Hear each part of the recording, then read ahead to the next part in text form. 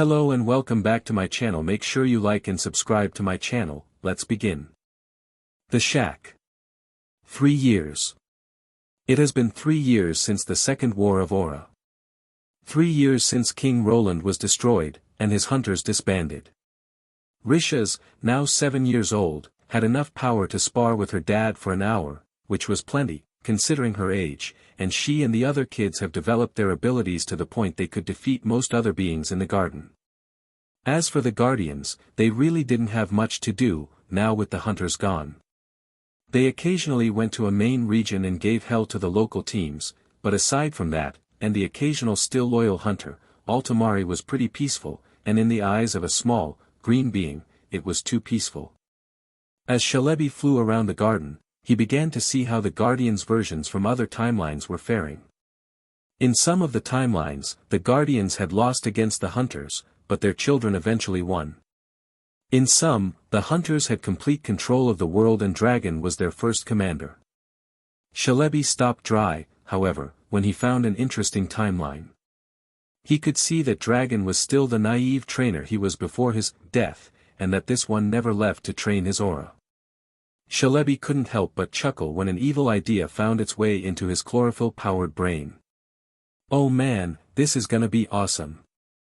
His plan was simple: send the Guardians into this new timeline and see how they interacted with their other selves. But I can't send them all. If I do that, no one will be left in this world to protect it. Decisions. I know.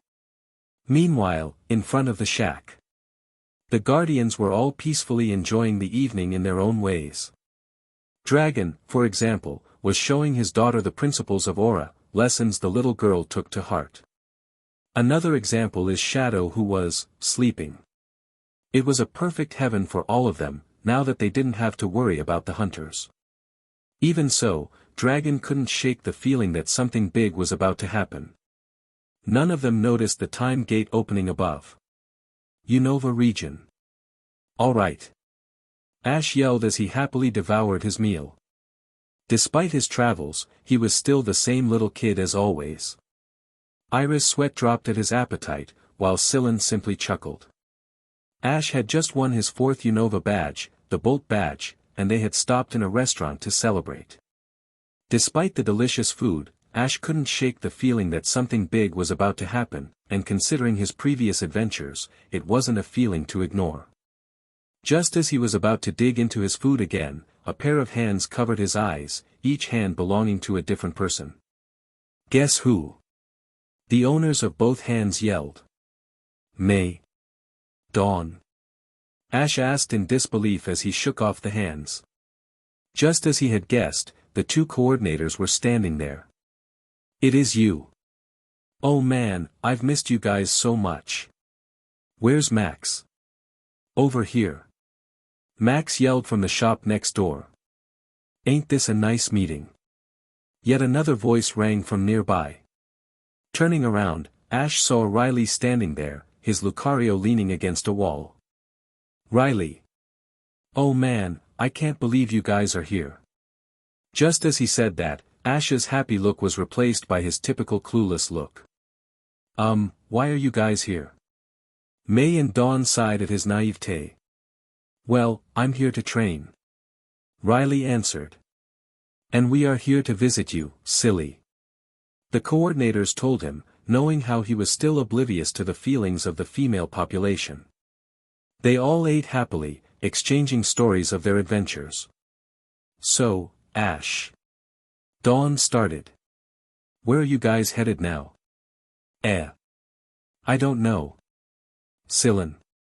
With a heavy sigh, the connoisseur brought out the little info guide he had.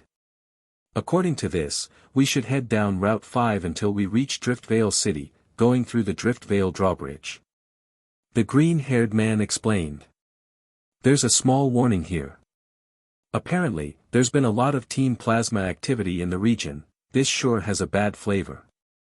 That ain't a problem.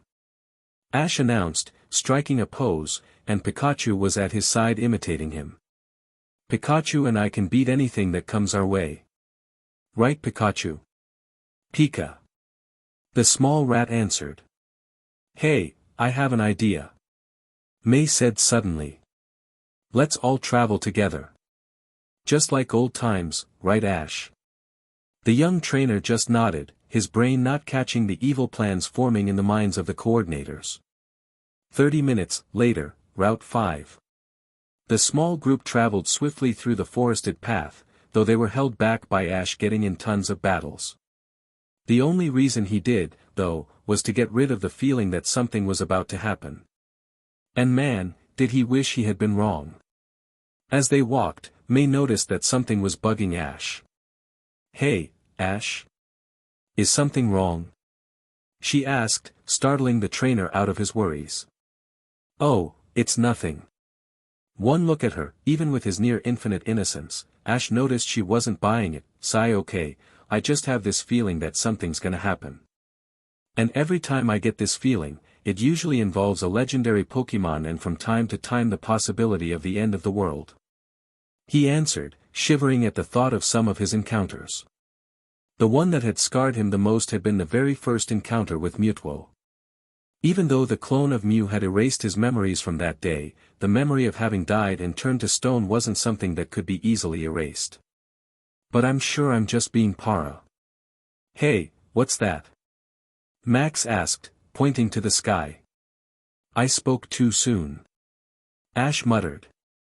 He lifted his head to see what Max was pointing at, and saw that some treetops had begun glowing an eerie blue color, and there was a potent ripple in the air. He remembered one legendary adventure of his where something similar had happened. His suspicions were confirmed when a high-pitched voice rang out of nowhere. Bye-yi. Celebi, Ash yelled, startled. What was Celebi doing in Unova? And more importantly, who was he bringing along this time? Oh please, don't let it be us getting sent to the past. The ripples suddenly intensified, and 7 figures dropped out of the sky. Ash noticed they were all wearing robes like Sir Aaron's, but with a different color scheme. The figures landed a few feet away from them, unconscious. Ash and company rushed in to help them. What was that? Scylla looked around warily as he said that. I think it was Celebi. Ash answered, looking around as well. I met him once before, when I... He was interrupted by a loud gasp, obviously from May. He ran over to see what had happened. And couldn't help but gasp as well. Hey, what's going on her? What the... was all Max could say as he pushed through his older friends. Lying on the floor, right there, unconscious, was himself, or rather, an older self. How is this possible? It must have been Celebi. I think he brought the you of another time, maybe even another timeline. Scylla muttered, remembering what he had heard about Celebi controlling time. Before anyone could give out any other theories, the other Max groaned. May, thinking it'd be best if he saw her face upon awakening, kneeled down next to him. She never even considered this action could be dangerous. The other Max opened his eyes slowly, making Ash and company finally notice that his glasses weren't around. When his eyes finally opened, they focused on May. May? Why, you're alive? He asked softly, probably feeling too groggy to yell. Tears welled up in May's eyes. She had left her brother alone in this other timeline. The other Max began to run a hand down her cheek, as if to make sure she was real. Yes, Max, I'm alive and well. Gasp choke. The minute she said that, the hand of the other Max clasped around her neck. All of them, especially Riley, could feel the malicious aura surrounding the other Max. Hee hee. Then I'll just have to fix that again, won't I? The other Max said, his voice becoming distorted and deeper. With a single palm move, he sent May flying, causing her to crash against a tree. She cried out in pain as she collided with the trunk. The other Max stood up, towering over his counterpart, but not noticing him. His eyes were glowing an evil white color, and a green aura was starting to bubble around him. Man, I am going to enjoy doing this again. He said as he slowly approached her, his voice deeper and colder than ever. How should I do it this time? Beheading? Dismembering? Rip your heart out. He mused, laughing at the terrified look in her face. No, I've already done all of those. Maybe I'll just rip out your lungs and watch you choke. He was now upon her.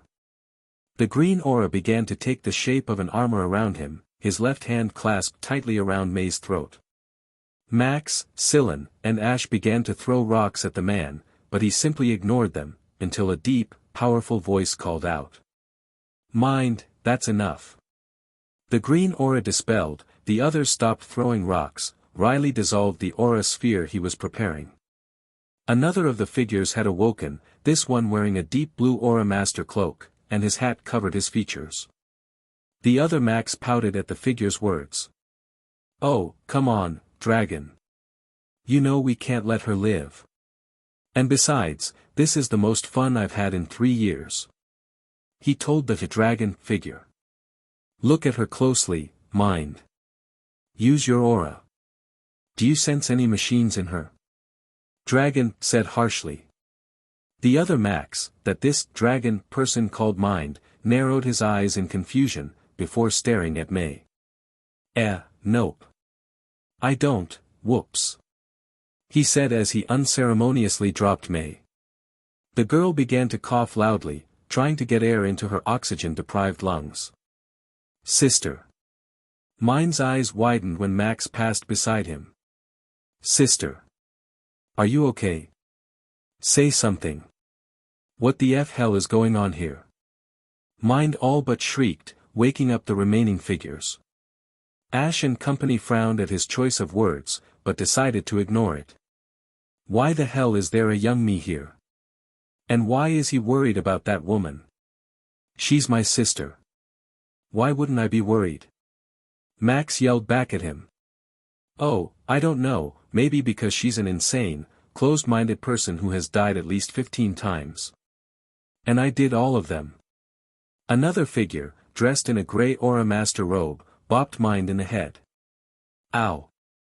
What the hell was that for, Steel? Because, you idiot, none of that has happened. Steel, answered the other Max. Enough, brothers. The fourth figure spoke. She was obviously female, and her robes were a light red.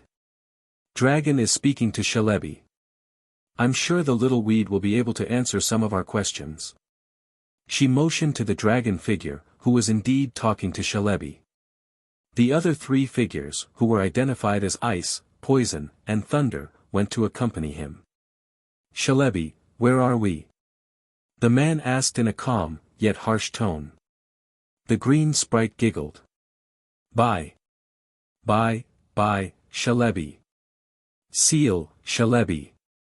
To Ash and his friends, it only sounded like he was saying his name over and over, but to the figures, it made perfect sense.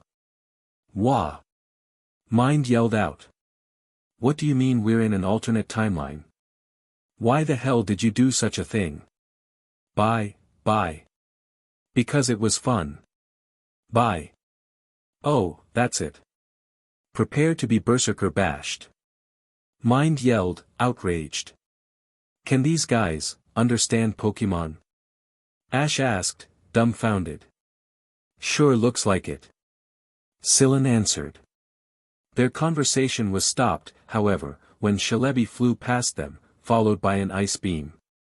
The thing was, the beam wasn't fired by a Pokemon, but one of the figures instead, much to Iris's dismay. A human with ice-type attacks. Were the only words that echoed through her mind. Come back here you roots for brains. Flame yelled as she inhaled deeply. The non-aura users were wondering what she was going to do, until she fired a massive stream of flames at the Pokemon. Send us back home. Dragon then began to chase the little guy, his aura wings extending, shocking Ash and his friends. Dragon didn't notice when 2 square pieces of paper fell out of his pocket, and straight into Ash's hands. A picture? He turned the paper around and analyzed the first image. Oh, it's a photo of an older me and Latia's. Hey, why is she wearing a wedding dress? Why am I wearing a tux? Why is Arceus between us? It almost looks like a... Nah, I doubt it. He then turned to the other picture. It was him, well, an older him, carrying a little girl on his shoulders. The appearance of the girl was confusing, to say the least. She had the structure of a human being, but the features of a Pokemon, Latias, to be exact. On the other side of the paper, he saw the words Daddy and me written crudely, like a toddler just learning how to write. He may have not been the sharpest tool in the shed, but even Ash was able to put one and one together. That guy is me. And he married Latias. Just then, Dragon returned and landed in front of the others. It's no good. I lost him. The little bstrd sneaked into the woods and time traveled before I could get him. He said as he rubbed his shoulder, feeling a little sore from the use of the wings. That's when he noticed Ash staring wide-eyed at some pictures, and his hand quickly snapped to his pocket. Before Ash could even blink, he found himself with a sword pressed against his neck. Riley quickly reacted and fired an aura sphere in them, but Dragon simply absorbed it. Give me the pictures, now. Dragon commanded. Ash, fearful for his life, did as requested. Now, if you have half a brain, you probably already know who I am. Dragon then removed his mouth mask, revealing an older version of Ash. Why you're me.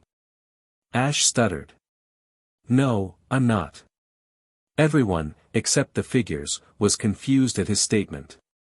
You are Ash Ketchum, a young trainer who dreams to be a Pokemon master. Of course. The young trainer yelled in excitement. I will be the very best trainer, like no one ever has. Wait, if I'm that, then who are you? Dragon stood proudly, taking the pictures out of Ash's hands and dissolving his sword, to Riley's amazement. I am Ash Ketchum. Kingslayer, and leader of the sacred guardians of Altomare, he said proudly, before motioning to the others. They all removed their facial coverings. Everyone, name, codename, and role. I am Max, guardian of the mind, host of the Berserker, and the muscle in this team. May and Max both noted that Mind had not said his last name. He glared at May the whole time. He materialized his prime shield to show it off. I am Dawn. Guardian of Flame, and the one in charge of stealth ops and assassinations. Dawn stared in both horror and fascination at her counterpart. She had her bladed tonfas out, and was spinning them around expertly. I am Jasmine. Guardian of Thunder, and Technician. Thunder said, twirling one of her shuriken in her index finger. Janina. Guardian of Poison. Torture and Interrogation. No one of this timeline was able to suppress a gasp when they saw not one, but two gym leaders among the figures. Riley. Guardian of Steel. Torture and Interrogation. He emphasized this by materializing his prime claws, 10 long blades of aura that encompassed each of his fingers. Janina materialized her poison-laden knives, too. One drop of the poison touched the ground, and all the grass around it died in seconds. And I am Silver. Guardian of Ice, and Executioner. He said as he swung his axe into the floor, freezing the area where the poison had hit. The minute the ice formed, Iris bolted away, panicked. Dragon sighed loudly when the introductions were finished. I'm getting the feeling this will be a long, long journey home. Route 5. Silence reigned in the route as the sacred guardians were locked in a stare down against their other selves. The guardians regarded them with curiosity, wondering just how different could these versions of themselves be. The trainers, however, were staring in fear, seeing as how their counterparts had obviously been serious about their roles. Mind was still glaring at May, relishing the idea of taking her out again. Sensing the tension, Dragon spoke, his deep voice echoing through the area. I believe it to be a good idea for each of us to tell his story, trainer. He said, obviously addressing Ash, spitting the word trainer as if it was poison. Dragon explained to the trainers how he abandoned training after Hoenn and began to train his aura, and the simple thought of abandoning training nearly made Ash pass out, and Ash explained all that he had done ever since that day, which was the point in which the timelines diverged. The trainers were awed as they listened to the exploits of their other selves, and not a little horrified about some of their actions against the hunters. Max, however, was skeptical about one thing. Wait a minute, the Berserker and Paladin. Do you seriously expect us to believe Ash and I are descendants from a myth? Please, I mean, not only is the War of Aura a myth, it's physically impossible for anyone to have two minds in them. Max's know-it-all attitude surfaced as he spoke, not noticing how Mind's glare turned colder by the minute. How can we know you're not lying? Just as he said that, a bunch of Team Plasma grunts appeared, ready for a fight. As they began to spout something about freeing Pokemon, Mind began to grin sadistically. You wanna see, eh? He asked, his grin growing scarier. Hey Dragon, can I? Go right ahead. Just don't kill them. We don't want to draw too much attention to ourselves. With a nod, Mind closed his eyes. Green aura began to bubble around him. A powerful armor began to form. Oh, stop trying to make it so dramatic, you show off. Mind slumped when Dragon scolded him, and instantly finished forming the armor and unleashed an earth-shaking roar. The trainers stared in absolute horror as the armored being started to pound the grunts to the floor. The sound of bones breaking and skin being pierced filled the air. 2 minutes later, all of the grunts were down, heavily injured. Mind. They'll live, don't worry. Mind said nonchalantly as he stepped over a grunt, his armor already dissolved, though, gotta say, I rather hoped these guys would be able to give me more of a fight. Hell, even the hunter grunts made better opponents.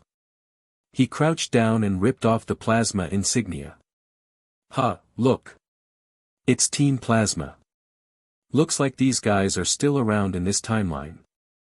Flame said as she looked over the unconscious grunts. Hadn't we gotten rid of them? That we did. Steel answered her. If I remember correctly, we got M by having Mind collapse their castle over them. Hee hee, yeah, I remember that day. Man, was that fun. Mind reformed his berserker armor at the last word, scaring the hell out of the trainer group. Luckily, Dragon gave him a powerful bop on the head that forced the armor to disappear. Ah, come on, man, just let me have some fun. I will when your fun doesn't involve scaring the wits out of some brats. Dragon said in a monotone voice. Now, we must focus on what truly matters, and that is to become a Pokemon Master. Right. Ash interrupted Dragon, who simply sighed in annoyance. That isn't even in my list of priorities. Now shut up. The leader of the Guardians scolded his other self, who stood in shock at the words he had just heard. Becoming a Pokemon Master wasn't a priority. How could his other self say that? Now, as I was saying, we need to find a way back to our own timeline. We have two choices, communicate with Palkia and Dialga and have them send us back, or find Celebi. He explained as he used his sword to draw some maps on the dirt. All things considered, Palkia and Dialga are our fastest choice. Right now, Celebi could be anywhere, or anytime. Since we are in Unova. Right now, finding the legendaries of Sinnoh might be a bit hard. Maybe the Giratina of this timeline can help us? Flame suggested. If I remember correctly, the distortion world should make locating them easier.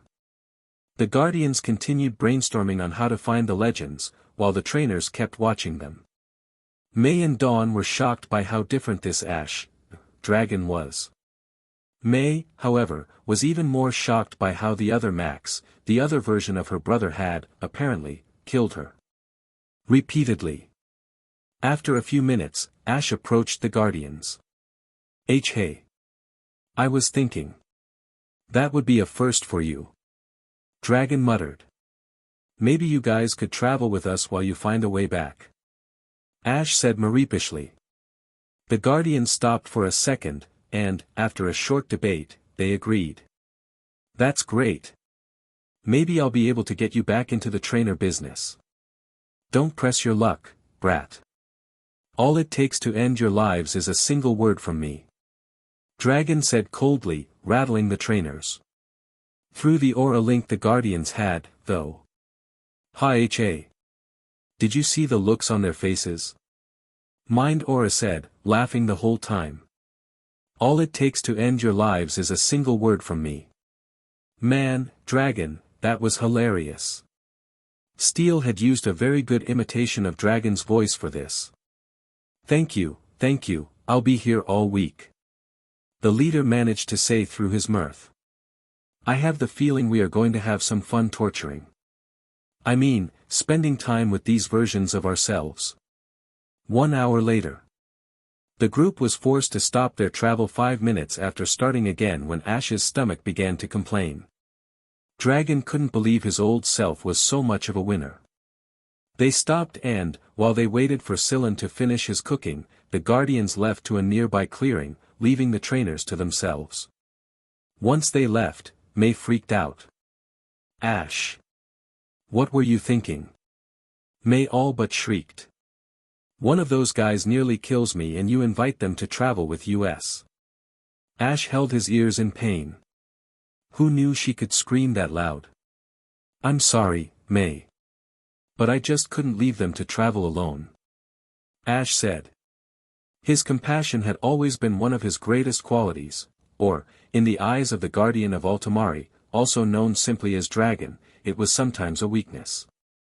Said Guardian was watching from a nearby tree. Humph, that compassion is going to get him killed. Dragon muttered before settling back into his meditation stance.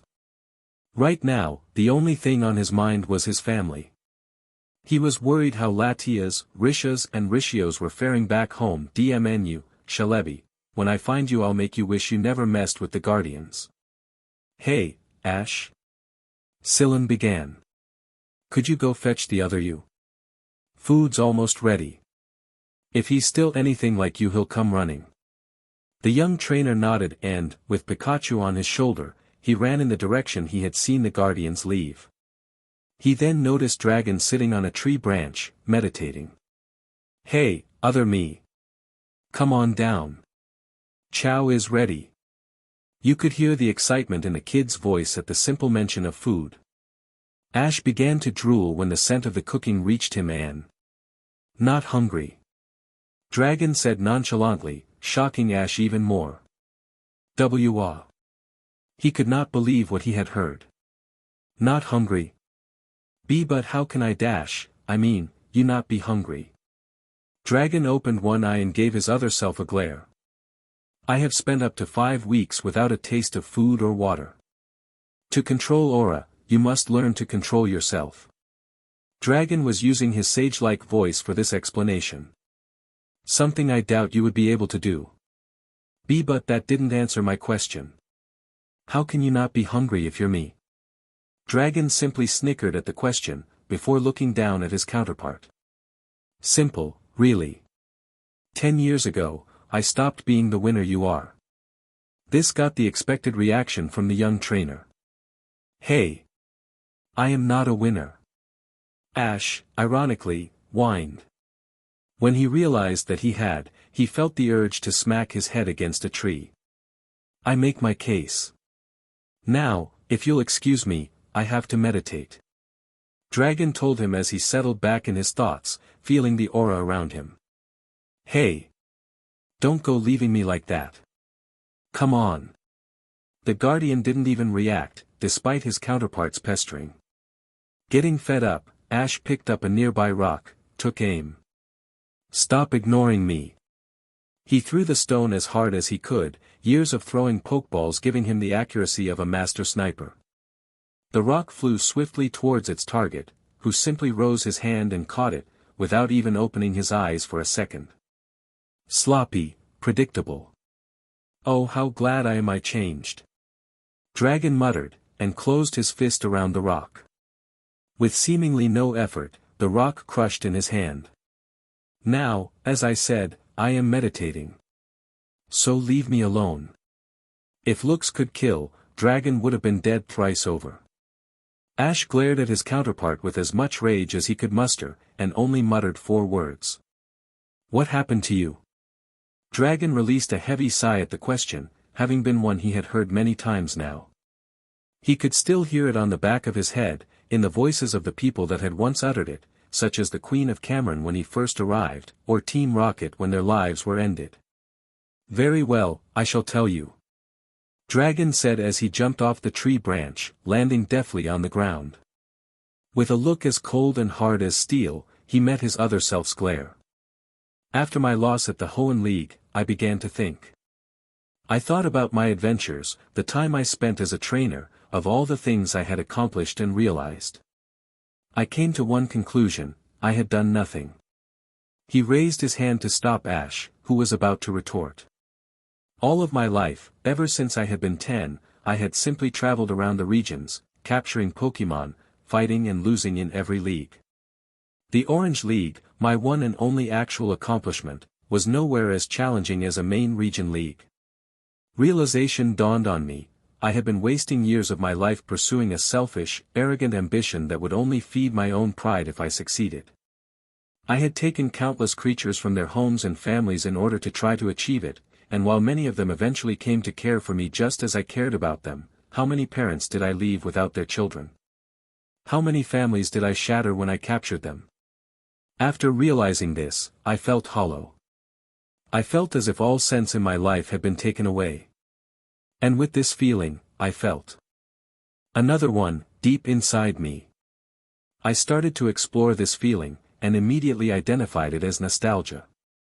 But what was I missing? Or rather, who? Did you ever think it may have been your mother? Or your friends? Maybe what you missed was simply the thrill of a Pokémon battle."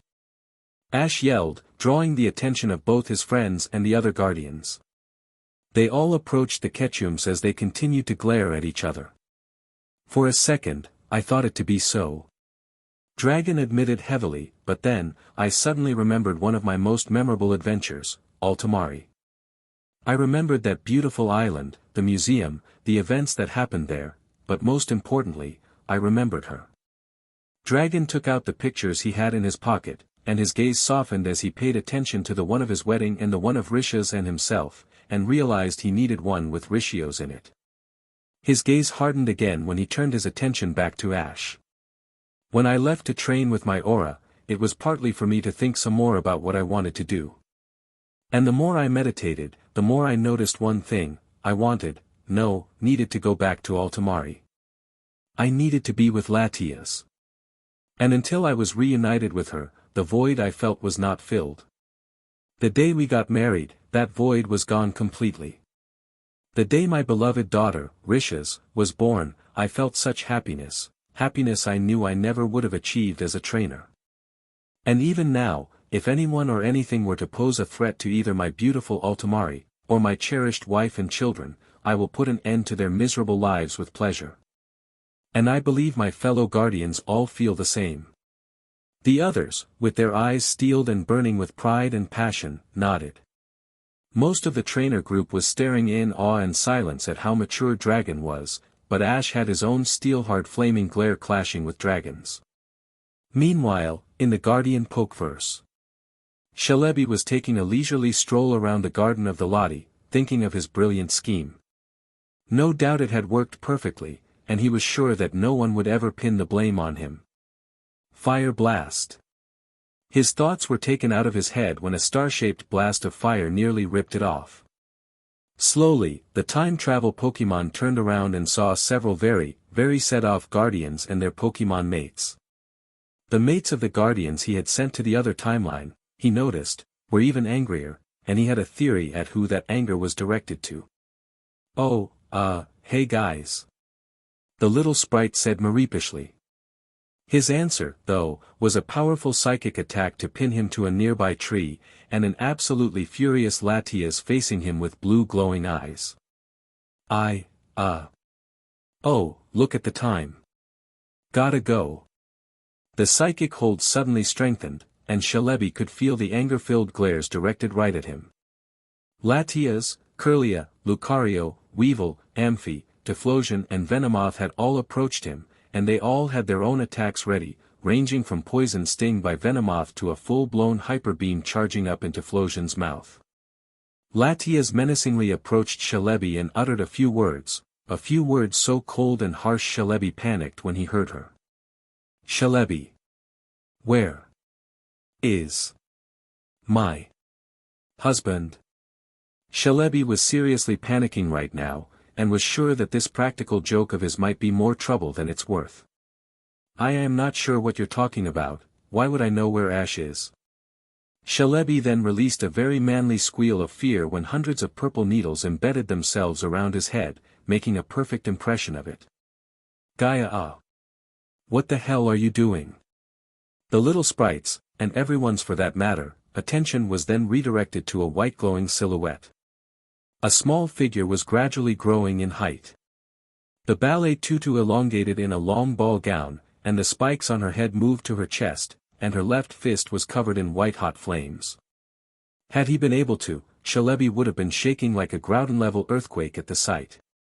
The spot above his head was obliterated by an incredibly powerful fire punch, and the trees behind him were all set ablaze by the intense heat. Answer the question, you little bstrd, or I won't miss, the freshly evolved Gardevoir with a cold voice, just as cold as her husband's when he was in his berserker form. An Everstone laid crushed at her feet, with nothing to indicate it had once been a palm-sized stone.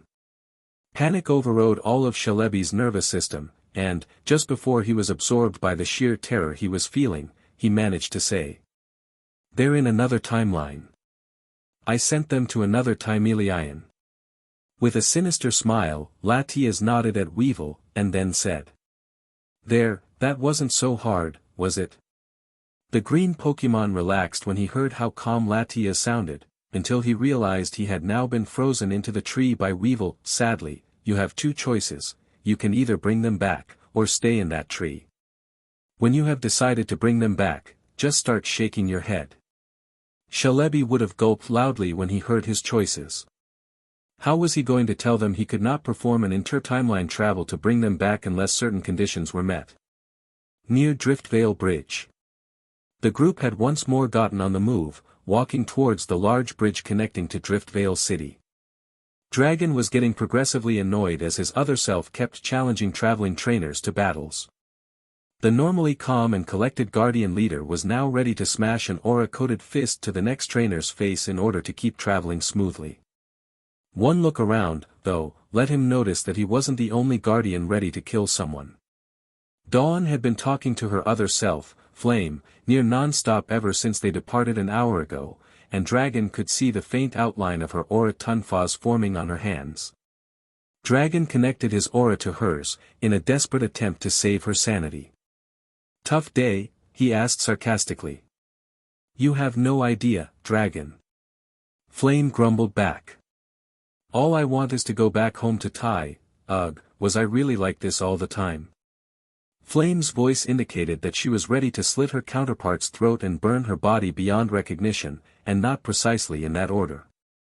Forgive me for being the one to say this, but yes, my sister, you were. Flame slumped at his words, confusing her counterpart slightly, but Dragon kept talking. If it serves for any kind of consolation, Mind looks just about ready to dismember his other self with a spoon. Both Guardians shifted their attentions to the youngest Guardian. The Guardian of the Mind had his left eyebrow twitching as his other self barraged him with never-ending questions about the differences in the other timeline. Mind's claws had formed unconsciously, and was constantly flexing and loosening his fists. May had, wisely, kept her distance from the psychotic Guardian, knowing he was more than capable of killing her on a whim. The Trinity of the Guardians, the first three, the originals, would never admit this. But they were at their limit. All right. Time get the next gym badge. Ash exclaimed happily, making Dragon sigh loudly. I will never be able to understand why the hell I was so obsessed with winning those worthless pieces of metal. He grumbled out, enraging Ash. Hey! They are not worthless. They are proof of the great teamwork me and my Pokémon have. Something you lost. Ash retorted, expecting Dragon to be at least flustered.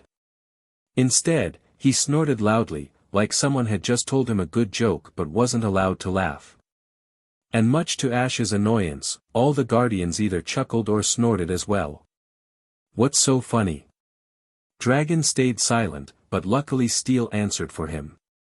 Dragon won the Johto, Kanto and Hoenn leagues the year he became the guardian of Altomare. He dominated the competitions and pretty much destroyed his foes. What? Ash exclaimed, completely flabbergasted. But I thought you had abandoned training. I did. Dragon said coldly. But the prize for my victories was something I needed for the upkeep of my family until I could get a job. Luckily, I eventually discovered the beauty of bounty hunting. We usually help Lorenzo out in his workshop, but when business is low we pursue wanted criminals and gangs. Mind especially enjoys hunting down criminals, although, more often than not we end up delivering them to a morgue rather than a prison cell. Mind chuckled nervously at the last sentence. Hee, what can I say? I have the tendency of getting carried away. Dragon shot him a no-sheet glare before turning back to his counterpart. And you say I have lost my ability for teamwork. He paused for a second, shooting his other self an ice-cold glare. But my brothers and sisters and I work together in a way no human would be able to do with a Pokemon. And so, I have scored another point for myself with your own strike. Dragon's voice was obviously taunting, as if trying to trick Ash into saying something stupid, and he did. Grr. Fine. I'll show you my teamwork is better. I dare you to give me 3 challenges. If I lose them, I'll submit to whatever punishment you have in mind. Ash stupidly said. And if you win? Trainer Ash smirked at the brilliance of his plan. When I win, you will have to abandon Altomare. Ash's smirk was wiped off when Dragon smirked back at him. Well, if I win, then I guess something equivalent should be put on the line. Dragon said as he thought. What could it be? I know. Dragon then glared harshly at his counterpart. For every challenge you lose, you will release 1/3 of all the Pokemon you have, both here and in Oak's lab. And if you lose the 3rd challenge, you will also abandon Pokemon training, for life. Ash gasped at the punishment he'd receive if he lost a challenge. What? How is that equivalent? Dragon snarled at his other self. You're asking me to give up my only happiness and joy. It is only fair I do the same. Now, will you still take this gamble, knowing what's at stake? Ash remained quiet, thinking of his chances of winning. He was confident he could beat all 3 challenges, but if he were to fail just one, then he'd be forced to release a lot of his friends. Take your time making your decision. Just keep this in mind, I am not as innocent as you. My challenges will involve doing things you would consider horrible and inhuman. And with those cryptic words, the guardians went on walking. Go get that piece of metal you want so much. We'll go find some local cafe. The trainers watched them as they left, fright visible in all their faces as their stoic counterparts left. That dragon, we're more different than I thought. Ash said out loud. A few hours later. The guardians were all having a cup of tea in a local restaurant as they waited for their counterparts to return. It had taken them far longer than they had originally anticipated. So. Dragon began. What do you think of your respective counterparts? Flame and Mind both stood up immediately, their eyes white and their teeth oddly fanged. Standard Edward Elric angry face. I'm going to kill him if he keeps asking questions. They both yelled out, nearly blowing off Dragon's hat. You didn't have to be a genius to understand they were angry. I'm serious here, Dragon. If that little pipsqueak keeps it up, I'll make sure there ain't enough of him left to fill a teaspoon.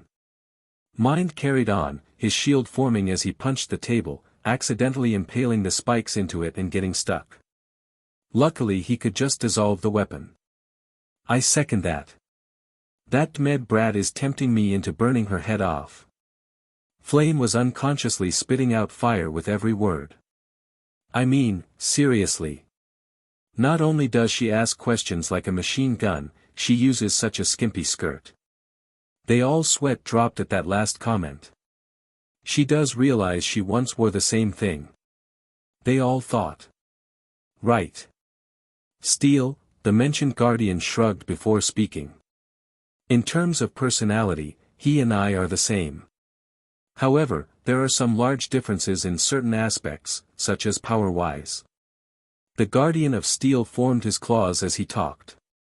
He was completely shocked when he saw us form our prime techniques. Even more so when we dissolved them just as easily. They all nodded at that. There's one more thing. Thunder's voice rang out. It was obvious to me when you mentioned the bounty hunting, dragon, especially when you said how often we end up taking a life. They all shifted their attentions to her. They all had a theory of where she was headed, though. It is obvious that the mere thought of killing is overwhelming for them. They're too naive, too innocent. Dragon sighed at her assessment. That they are. That's why I know that the kid won't be able to win my challenges, should he accept taking them.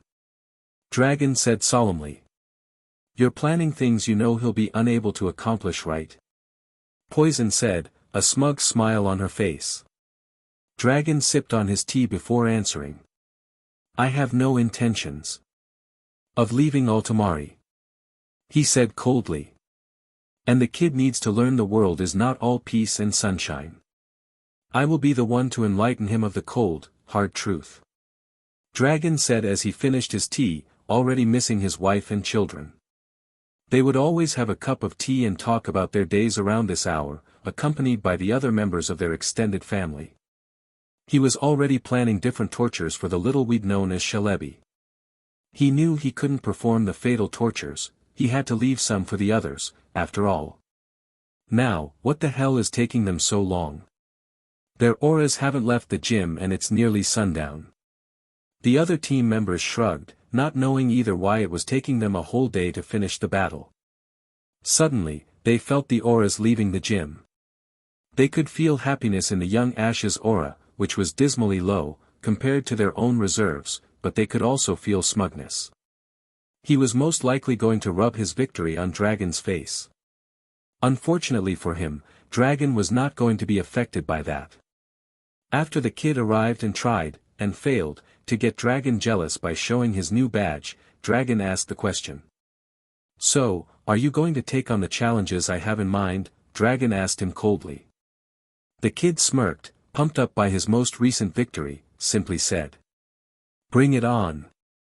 You better start packing up your bags to leave Altomare behind. Dragon glared harshly at his other self, and the others saw how his sacred technique was starting to form. Dragon managed to calm himself down before it could fully materialize, though. Very well. The first challenge, we'll have to wait for someone to arrive. 5 minutes later. The group had, per Dragon's insistence, left the city and headed north, on to the next city. It was then that Dragon's plan came into action. Team Rocket arrived. Team Rocket. The trainer group yelled out. What a question, so twerpish indeed. Jesse began. The answer to come as we feel the need. James continued. Bringing the blinding white light of evil into the future. Jesse said. Moving the hammer of justice down onto the black darkness of the universe. And carving our names in rock of eternity. Meowth piped up. The fiery destroyer, Jesse. And with thunderous emotion, I am James. Wisest of the wise, Meowth. Now gather, under the name of Team Rocket. They all finished as Meowth pushed a button, making a robotic hand swoop down and grab Pikachu. Nothing quite like the classics. The feline stated. Pikachu. Ash yelled dramatically, starting to run behind the retreating balloon, right as Dragon walked beside him. Pathetic. He said coldly, before extending his aura wings and flying after the balloon. He flew straight at it and sliced off the strings connecting the balloon to the basket, making them fall down and release the yellow mouse. Stunned, the three looked up and saw straight into Dragon's ice-cold eyes. Oi! Since when are there 2 leader toops? Meowth yelled out, panicked. Dragon smirked, and bound all 3 Team Rocket members together with an aura string. He then turned to his other self. "I have your first challenge ready, trainer." Ash smirked back, thinking he had to defeat Team Rocket in battle. "Oh yeah. Let's do this." His smirk morphed into confusion when Dragon threw him a small, steel dagger. He then pointed to the bound criminals with his sword, and uttered 2 words that shook Ash and company to their core. "Kill them." Same spot as we left off. The trainers, rope-bound thieves included, stared in absolute horror at the counterpart of the kind, naive trainer leader. Did he just ask Ash to kill them? Ash asked, his voice full of horror and disbelief. Dragon simply nodded at him, his face betraying no feeling. "I warned you about my challenges, didn't I? Even so, you were reckless enough to take them. I actually didn't think you'd agree. So, what will you do now?" Dragon said, his voice as cold and neutral as his face.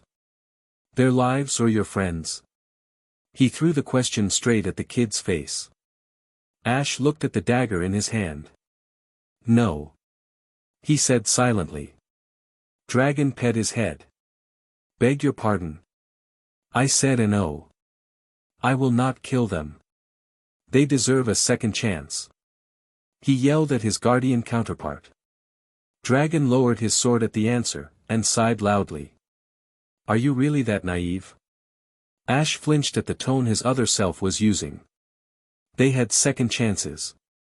Hell, this would probably be their 1000th chance by now. Dragon raised his sword, poised to strike down the thieves with a single swift motion. "You lose this challenge." Dragon began his downward swing, spelling doom for the ones in its path, when a young teen, with long brown hair kept in a ponytail by a leaf-shaped clip, wearing a green long-sleeved shirt and blue shorts emerged quickly from the tree line, followed by a superior. Both were heavily injured, and before anyone could ask, 2 figures emerged after her. 2 figures with a crossed-out pokeball with a crown above it. Dragon, and all the other guardians with more beast-like mates, released a primal growl at the sight of the symbol of the king's hunters. Dragon turned to the bound thieves, and simply said, "Consider yourselves lucky this time." Despite this, Dragon was relieved he wouldn't have to kill someone who didn't deserve it. True, they kidnapped Rishas in the other timeline, but not here. Dragon then turned to the hunters, and told his brothers and sisters.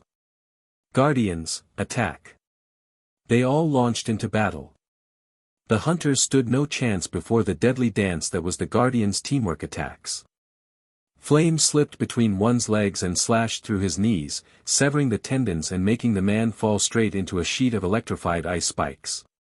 The man felt no pain as he descended into the afterlife. His partner, another man carrying a heavy rifle, was thrown into the air by the berserker, where steel and poison landed hundreds of strikes to tendons and ligaments, crippling the man for the final blow, strength of the Guardian-powered punch by Dragon that fractured his skull. Normally, the Guardians would have felt remorse over taking a life. Well, maybe Mind wouldn't, but that's because the berserker makes him that way, but this time, they didn't even bat an eye. They knew what the hunters did, and, judging by the ominous glow of their weapons, they were no different in this timeline. The Guardians then hurried over to the injured. Flame knelt down next to the girl, and her eyes nearly pop out of their sockets when she recognized her face. She'd been one of the test subjects for the aura virus in their timeline. "Are you alright?" Flame asked the girl. In response she blindly threw an oddly shaped knife at the Guardian, who dodged it out of pure experience and grabbed it by the chain. A chained kunai. Pretty nifty prime technique you got there. However, it's best if you don't kill your saviors, you know. The girl's snake-like eyes widened at the word savior, and noticed her pursuers were dead.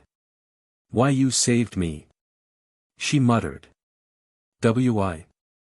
Dragging his hand to the girl, who took it rather distrustfully.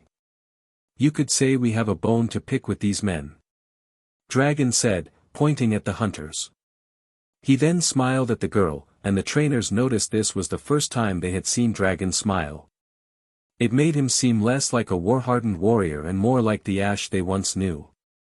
"Why don't you come with us? You and your friend look like you could use some help." The girl blushed slightly at the way Dragon said the word friend, but none of the trainers noticed. Knowing she did need help, and that, if left alone, those men would come after her again, she nodded. "All right then. Let's be going then. Oh, and before I forget."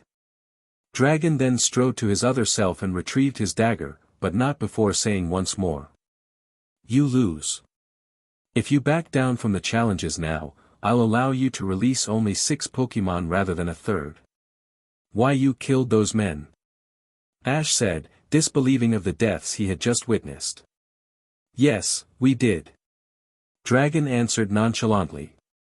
"Those men wouldn't have shown any mercy to that girl, and thus, neither should we." Dragon turned to leave with his teammates.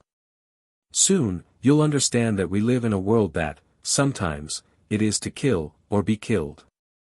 2 hours later, Mistralton City. The weight of the revelation crashed down on Ash. He had told Dragon he'd back away from the challenges, but only because he had no other choice. If he didn't, he'd have to release too many of his friends. What made it worse was the call to Professor Oak, who he called using Max's Pokenav. Flashback. Ash sat in a tree stump, tears flowing down his eyes as he waited for the professor to pick up. "BZZT hello?" came the voice of Samuel Oak. Ash swallowed the knot in his throat and spoke. Hey, Professor Oak. How's everything back home?" Ash began casually, but Oak noticed the sadness in his voice. "Everything is all right here," the professor answered. "Ash, is everything all right? You sound like someone just told you to release your Pokemon." Ash sighed loudly before continuing. That's because someone did." Silence followed, indicating Ash to continue. I made a foolish decision. I accepted a challenge I never should have even considered, and I lost. Because of it, I have to release 6 of my Pokemon." Ash choked near the end of the sentence. "What? Why? Who would make you do such a thing?" The professor was clearly outraged, most likely wanting the head of whoever did this. I can't explain this by phone," Ash said truthfully. Just then, Dragon passed by him and read as through him a piece of paper, with the word Mistralton written on it. On the back, it said Oak and Delia. Getting the message, Ash continued. "See, could you and my mom come to Mistralton City in Unova? I can only explain this in person." Flashback end. The trainers were now waiting for the professor and Delia to get past customs. Ash was trying to find words to explain what had happened, but wasn't quite sure just what would work. "I can't just go and say, 'Hi Mom.' 'Hi Professor. I just met the Tami from another timeline who leads a team of psychos.' Yeah, that isn't going to work." Whoa. Ash fell of his chair when a purple knife impaled itself right next to his chair. "I do not appreciate anyone calling either me or my brothers and sisters a psycho." Poison said venomously, pun intended. The Guardians were explaining to Ava Fights, the girl they had rescued, how they were from a separate timeline, but didn't really know how to tell her that her other self was, well, killed rather gruesomely. "So, you guys are the Guardians of a Pokelover safe haven?" The Guardians nodded. "Yeah, you could summarize it like that," Mine said. "We were also the sworn enemies of the King's hunters, who were?" Ava questioned the Guardian of the Mind. "Yeah, were. Nearly all of them are 6 feet under, or above, depending on whether we burned the bodies or buried them." The insanely bloodthirsty Guardian said dismissively, grinning at the horrified look his other self gave him. "Man, I love messing with this kid." He then noticed, however, that the girl hadn't even flinched. In fact, she seemed deep in thought. Dragon caught on to this. "Listen, Miss Ava. Your counterpart from our world died at the hands of the hunters. The girl did react visibly at this, her eyes widening at the information. However, her demise does open a door for us. If you so wish, we could take you back with us when we return to our world and join us. You would no longer have to run away from anyone, and you would have a secured life. A job, children, a house, in a few words, a family. The words were tempting, clearly spoken from the one that was the undisputed leader of the group. The girl thought about it for a second, before nodding. All right then. I have no idea when we'll leave, but rest assured, when we do, your days of worrying will be over. I welcome you into the Ash. Dragon was tackled by a clearly female person, interrupting him. Oh, Ash. Who was it that gave you the challenge? How could someone be so cruel? Mom. I'm over here. Delia looked up to see her son, and pushed herself off the one she had tackled, not bothering to look at his face, and asked for forgiveness, before tackling her son and repeating the speech. Hello, Ash. Came the happy voice of Professor Oak. Now, explain to me, why do you have to release some of your Pokémon? Who would want you to do such a thing? Well. Ash began. That would be me. The man Delia had tackled answered, his facial features obscured by a hat. Delia then turned to the man, hands on her hips, and trying to glare at the man. Her glare was less intimidating than a newborn Piku, though. Okay, mister. Just what gives you the right to tell my son to release his Pokémon? Delia asked, anger dripping into her voice. I'll answer your question, but first ask your son this, who is he? Delia and Oak turned to Ash, who had gotten the gist of what Dragon meant. With a sigh, he began. I am Ash Ketchum. Pokémon trainer, champion of the Orange League and winner of the Battle Frontier of Kanto. Ash said, his voice with pride, but a bit of shame as well.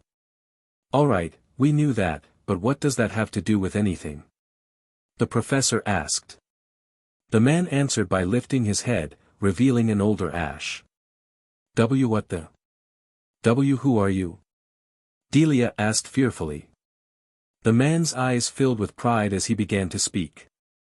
I am Ash Ketchum. Former Pokémon trainer. Guardian of Altomare, codename, Dragon. Leader of the Sacred Guardians of Altomare, slayer of King Roland the Dark, bearer of the spirit of the Paladin, loving husband of Latias and proud father of Rishas and Rishios. The professor and Delia stared in shock at the man. Delia, however, stopped listening at the slayer of King Roland part. You, my son, killed a man? Delia asked, tears starting to fall from her eyes. Mind decided to answer the question his leader denied to. 1. Oh, no, he hasn't killed one man. Delia smiled when the youngest guardian said that. I lost track at 1,853.5 men and women during the 2 War of Aura. Plop. Everyone stared at the unconscious form of Delia Ketchum. Dragon sighed in exasperation. You overdid it, Mind. The accused guardian simply lifted his hands, chuckling as he did so. Just then, another voice rang out. Dawn. Both brunettes turned to the origin of the voice, and saw Dawn's mother, Johanna, heading their way. Mom. Dawn said happily as she ran to her mother. However, the reunion was cut short by loud, primal snarl. Flame's eyes had become red and slit, and long aura arms materialized over her own. A powerful, transparent flame appeared on her back, and her lips were curled back in a bestial snarl. Dragon cursed loudly when he witnessed this, and began to bark out orders to his teammates. Ice. Get ready to extinguish fires. Mind, go berserker, now. Thunder, paralysis shuriken, on the double.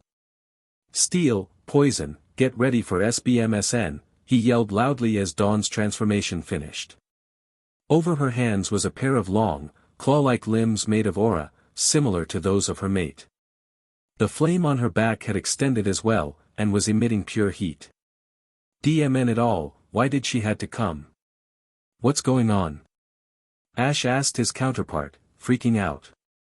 What's happening to her? Dragon snarled back before answering. She's going feral. He answered as he readied his weapon. Same spot as last time, people. The Guardians stood in formation around Flame as the changes finished. The heat she was exuding was near unbearable, and just about everything flammable around her was ignited. Great. Just. FNG. Great. Mind growled as he formed the berserker armor around himself, not noticing that a picture in his pocket fell off, and, as fate, and I, would have it, it landed right in front of Max and May's feet, the latter picking it up and showing it to her brother, their eyes widening upon seeing its contents. With his armor finished, Mind turned to the recent arrivals of Delia and Oak, the former having passed out again at the sight of the berserker. Whose bright idea was it to invite this hunter here? He spat the word hunter like it was a vile poison. Delia invited her. What do you mean by hunter? Dragon growled at the professor's answer. Of course it had been his mother, who else would have invited her? Still growling, Dragon spoke. Mind. We can deal with the murderer later. First off, we've got to stop Flame.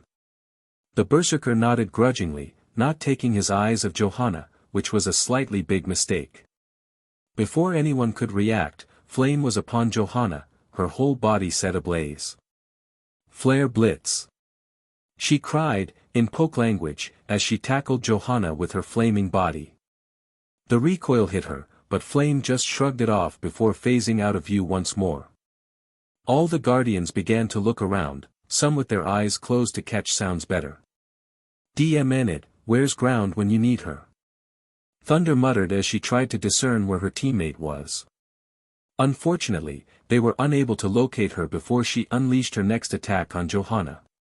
She reappeared right on top of the former coordinator, her mouth dripping fire. Fire blast. A 5-pronged, flaming star shot from her mouth, and would have incinerated Johanna, had ice not set up a thick wall of, ice around the woman. Flame hesitated for a split second, and that was more than enough for the Guardians to intervene. 3 golden shuriken impaled themselves on her, one on her arm, one on her leg, and the last one on her stomach, sending waves of paralyzing energy. And right before she could recover, Mind ran in and hit her in the head, knocking her out. Sorry, Flame, but it's the only way. Mind said apologetically as he lifted her unconscious form and laid it down on a bench. MOM. Dawn yelled as she ran towards her mother, who was nursing the wound caused by the flare blitz impact, but her path was intercepted by an ice beam. Everyone turned to see the Guardians glaring at Johanna. Why are you looking at my mother like that? How many? Dragon asked out of nowhere, completely disregarding the younger coordinator. I have no idea what you're talking of. Don't you dare play dumb with me. Dragon all but roared, his sword already cackling with the energy of the sacred technique. How many have you killed, Hunter? Dragon marked his question by pressing his blade against the coordinator's throat, drawing a small amount of blood. By this point, Johanna was crying out of fear. Please. I don't know what you're talking about. Without moving his sword an inch, Dragon turned to Mind, prompting him to use his recently acquired telepathic powers. I hate to admit this, but she's telling the truth. Mind ruefully said. Upon hearing this, Dragon removed his sword from its target, dissolved it, and sighed. Forgive me, the you from our world and us don't exactly see eye to eye, on anything. Still paralyzed by fear, Johanna could barely nod. A shame we couldn't kill this one. Mind said out loud, nearly causing the newly awakened Delia to pass out again. Now, who's going to ask what happened to Flame back there? Several people rose their hands, slightly surprised Mind had practically read their minds. Hee, so predictable. Enough, Mind, now's not the time. Dragon scolded the guardian of the mind. Now, you must all be wondering what just transpired. All the trainers nodded, still too shocked to even speak.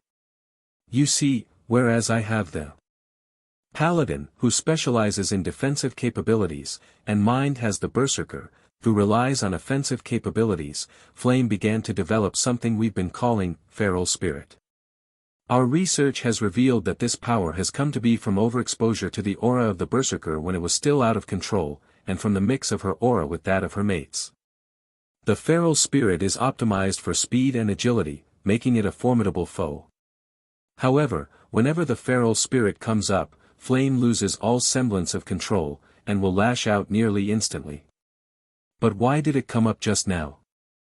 Ash managed to ask, and Dragon said a single word in response, pointing at the woman in question. Johanna. Confusion spread through the area, and Johanna's eyes widened more than ever before. In our timeline, when Johanna discovered Flame's relationship with Typhlosion, she ratted her own daughter out to the king's hunters. She even joined the hunt to try and kill her. Horror, a feeling Ash had felt constantly ever since the Guardian arrived, began to spread among the trainer group and their parents. We found her when she arrived nearly dead to Altomare, parts of her body, and her mates, riddled with dark crystal bullets. If Nurse Joy hadn't been as good as she is, Flame would be dead now. And all because Johanna was unable to accept change. Silence draped the scene for a few seconds as everyone swallowed the information they just got. Where's the other me now? Johanna asked tentatively. Dragon faced away from her, not wanting to be the one to break the news. Meh, her incinerated corpse must be floating somewhere around the ozone layer right now. Poor ozone. Mind said as bluntly as ever, which earned him the usual, a Gibbs slap from Dragon. Ow. Okay, I should have seen that one coming. Secret Garden of the Lottie, Guardian Timeline. So, basically you're saying that, until they reach a certain point of synchrony between the timelines, you can't bring them back. Shikio, the Guardian of Grass, codenamed Death, yelled at Celebi, who simply nodded in return. When I sent them over, both Guardians and trainers had a sense of pride. Dragon had been teaching Rishas to use her aura, and she was making amazing progress, and the trainer Ash had just won another badge. The time traveler explained. I had originally planned to send them over for a few days, and then bring them back, but there was one thing I failed to foresee. Care. I mean, Gardevoir, caught on instantly. They hate each other, don't they? Celebi nodded. Dragon feels that Trainer Ash is too immature and naive, which, may I add, he is, and Trainer Ash feels that Dragon is too cold and logical. Sadly, he has never seen the way Dragon behaves when he's here. The little sprite sighed, partly in exasperation and annoyance, and partly out of slight shame. There is one way to temporarily connect both timelines, however. Everyone perked up at that. So, what are you waiting for? Adrian Rackney, Guardian of Web, codenamed Web, said. Out with it already. There are things in the timelines that are exactly the opposite from here. Celebi began. For example, in this timeline May, Norman and Caroline betrayed Max, and the latter two eventually came to terms with Mind. In the other timeline, May is still completely human, and Norman and Caroline haven't done anything against Max. He stopped for a second to let them absorb the info.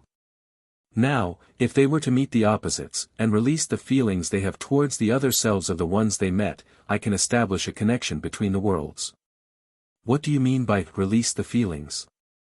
Shadow inquired. Celebi chuckled slightly before answering. They have to sing them. Silence ensued. Glad we're not there. T.N. Curries, Guardian of Ghost, codenamed Angel stated. Back to the trainer timeline. The Guardians were sitting around a round table, each with their own cup of tea, drinking it while the trainers talked inside the restaurant. They had all agreed not to tell Flame she had gone feral again, preferring to wait until they can figure out how to control it better. While they were all relaxing, though, Ash approached Dragon. Hey, other me. Dragon. Huh. Refer to me as Dragon, please. Dragon told the trainer Ash, who sighed, knowing he'd need the guy in a good mood. Okay. Dragon, I was wondering. Could you, maybe, I don't know, The trainer was obviously nervous about what he was going to ask for. Out with it. I don't have all day. Dragon practically ordered. With a gulp. I want you to give me one more challenge. If I win, I won't have to release any Pokemon, and if I lose, I'll release them all at once.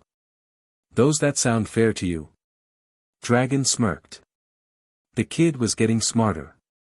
Alright then, how about this, you'll have to sleep with one of your female companions. He said smugly before taking a sip of his tea. Everyone, except for Ash, stared wide-eyed at the Guardian, knowing why he chose that as a challenge.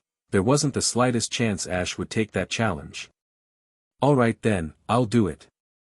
Okay, maybe there was. The trainers were answered by Dragon spitting out the mouthful of tea he had in his mouth, having been expecting a big fat no. After coughing a bit, he turned to Ash. You do know what I meant by sleeping with one of them, right? He asked, just to be sure. Yeah, sure. Go in bed and fall asleep with one of them next to me, right? Ash asked innocently.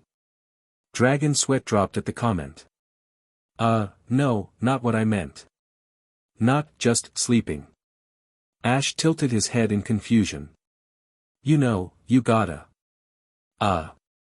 Do the job with one of them. What job? And with that, Mind stood up, and practically roared. Oh, for the love of Arceus, he's telling you to F one of them. And then, silence reigned in the area. Sweet legends, you are one dense motherfuck. Any other comments were shut off by Steel placing his hand on Mind's mouth. With a heavy sigh, Dragon turned to Delia. You haven't given him the Pidgeot and the Beedrill talk yet, have you? With a slight blush, Delia shook her head, and Dragon sighed again. Come on, he's 15 already. Does he even know how babies are made? Ash shook his head, and Dragon literally smashed his head against the table, cracking it, and had a single thought in his head. Why me? Same spot as we left off last time, 10 minutes later. The Guardians were still on their table, having their afternoon tea, while Delia and Professor Oak explained to Ash where babies come from.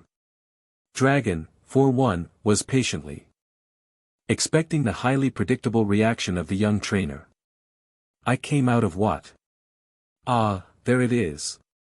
Dragon said with a slight chuckle. Mind, on the other hand, was laughing like there was no tomorrow. Oh, legends, that made my day, the slightly deranged Guardian said between maniacal laughter.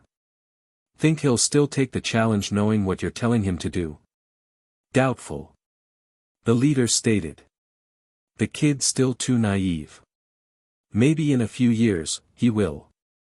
And then, the Guardian leader felt a horrible chill down his spine, and the source was rather evident. Flame, thunder, and poison were giving him an aura technique that had driven lesser men insane, the aura glare of ultimate death. Luckily, Dragon was no lesser man, so instead of going insane, he just started sweating like he had 3 demons in front of him. Is something wrong, sisters? Their glare intensified, and Dragon was now sweating a waterfall. You're a pig, Dragon. Flame stated simply. Dragon raised his hands in defense. Now, you know very well I didn't expect him to say yes. Dragon answered, trying to placate his sisters. On that note, I at least expected him to know what I meant. It didn't cross my mind he'd be that dense. Dude, he's you, Steel deadpanned. Before you became the Guardian, you were as dense as molten iron. All the other Guardians agreed wholeheartedly, making Dragon slump. However, before they could continue pestering their leader, a small, familiar voice came from above them. Hello. They all looked up, and saw the small green sprite that had brought them to this world to begin with. How are you guys doing? There was silence for a few seconds, until Celebi screamed in fear as blasts of aura were fired at him. With Ash and company, about 5 minutes later. So, that's where babies come from, eh? Ash asked, after waking up. Yes, he passed out. He had not expected his mother to be so blunt about it. He figured she'd explain slowly and easily, not straight out of the bag. Yeah, that's right. I still can't believe you hadn't explained this to him earlier, Delia. Oak, slightly annoyed, spoke. Gary knew of all this since before he began his journey. Well, excuse me for wanting to keep my son sheltered. Delia countered.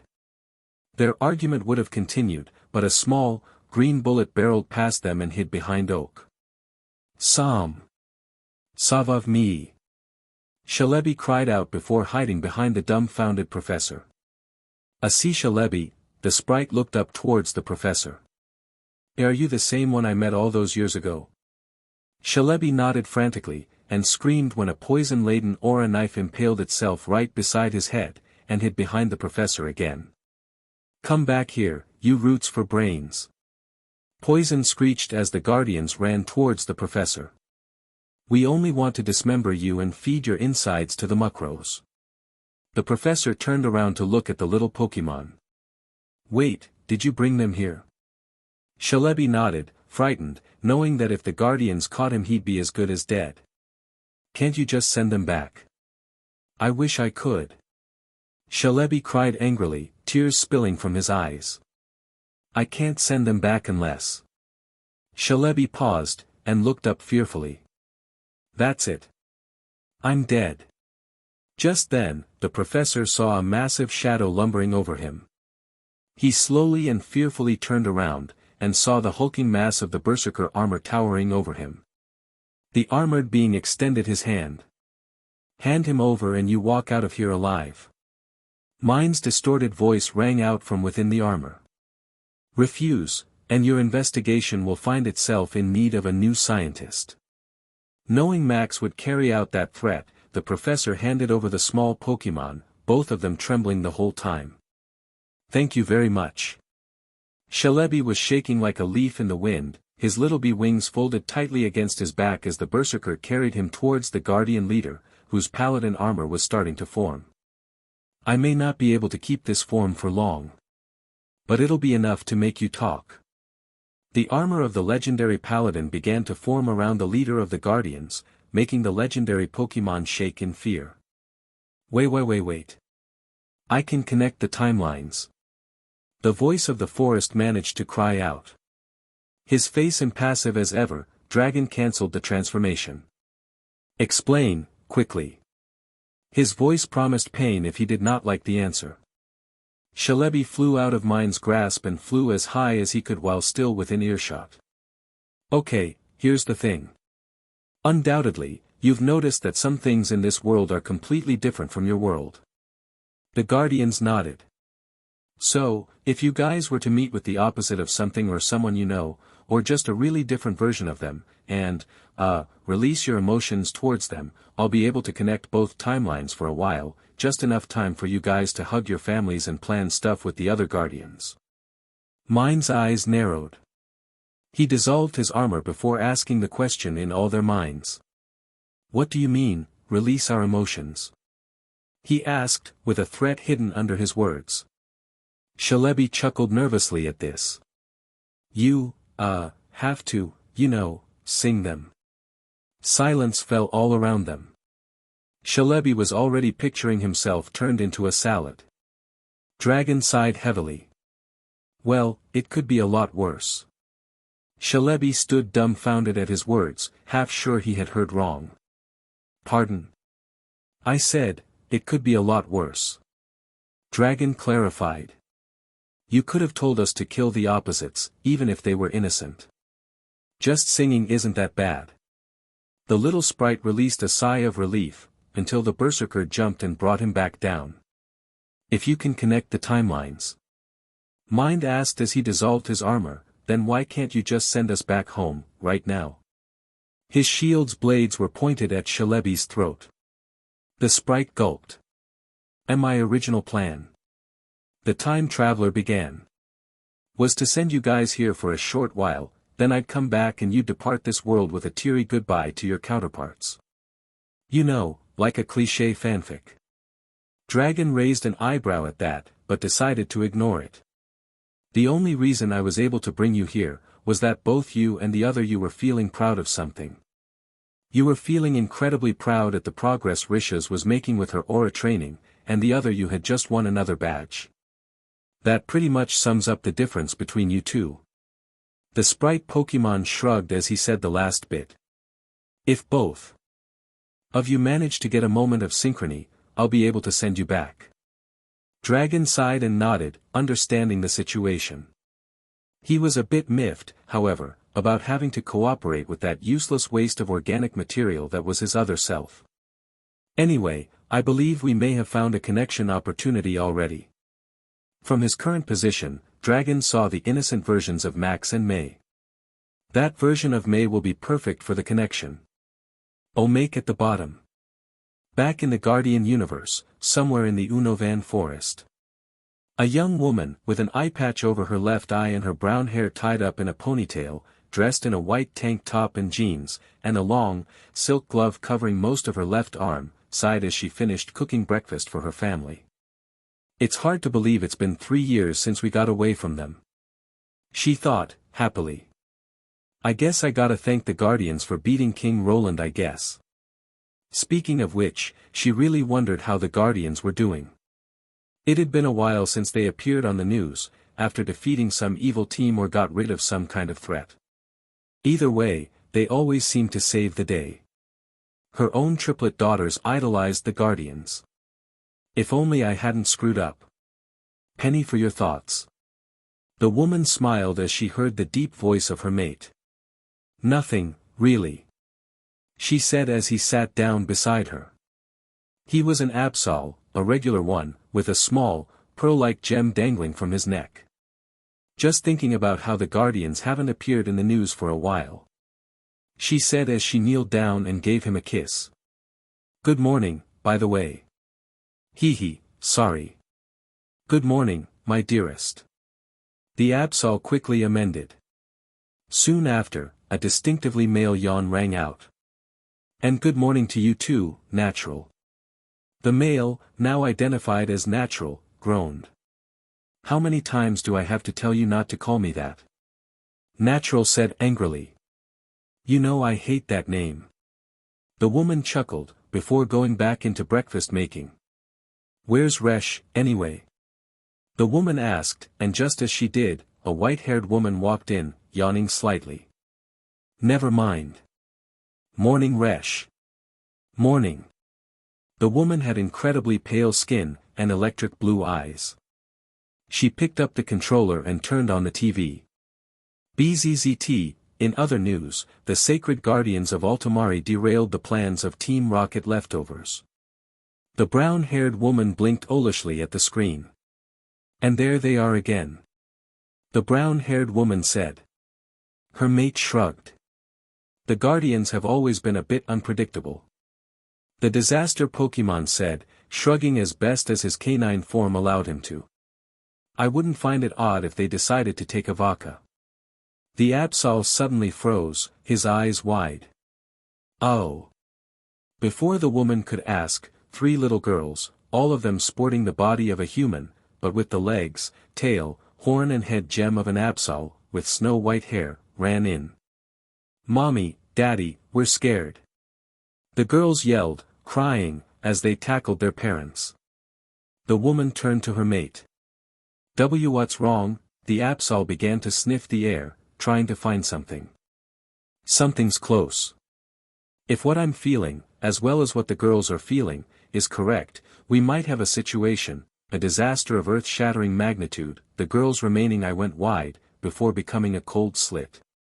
She materialized a weapon made of aura, her prime technique, an Egyptian khopesh shaped like her mate's horn, with a chain sickle attached to the hilt, shaped like something akin to an Absol's horn, but different. It was made of snow-white aura with red markings along the blade's edge. The disaster Pokemon nodded. Bring the girls, I have a feeling we might be gone for a while. You too, Natu. I mean, you and Resh should come too. The man and white-haired woman nodded. The man then materialized his own weapon, a 2-foot-long longbow made of icy green aura. The top and bottom sides of the bow were wicked family of 5, and the young couple left their small cottage in the woods, and headed towards the direction the Absol and half-Absols were getting an energy signature from. Upon arrival, they saw something that might have been a demon straight out of hell. Another woman, but half of her head was a machine. Her entire left arm, right leg, right shoulder, and her left ear were also mechanical. Out of her implanted hand, the woman was firing a blue laser at a small, crystalline shard. Soul. The brown-haired woman whispered to her mate, terrified of the sight before her.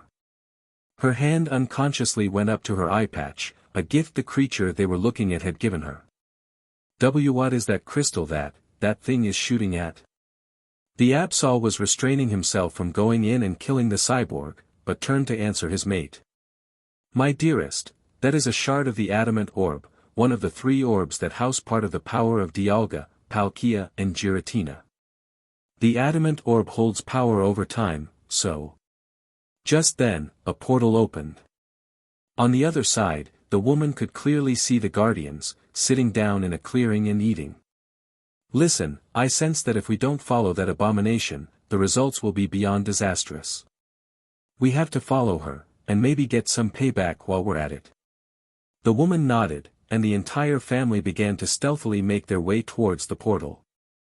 After escaping hunter custody, sneaking up on a cyborg wasn't so hard. Just as the cyborg entered the portal, Absol grabbed one of the girls by the scruff of her neck, her Pokemon half making the bite completely painless, while the woman grabbed the other 2.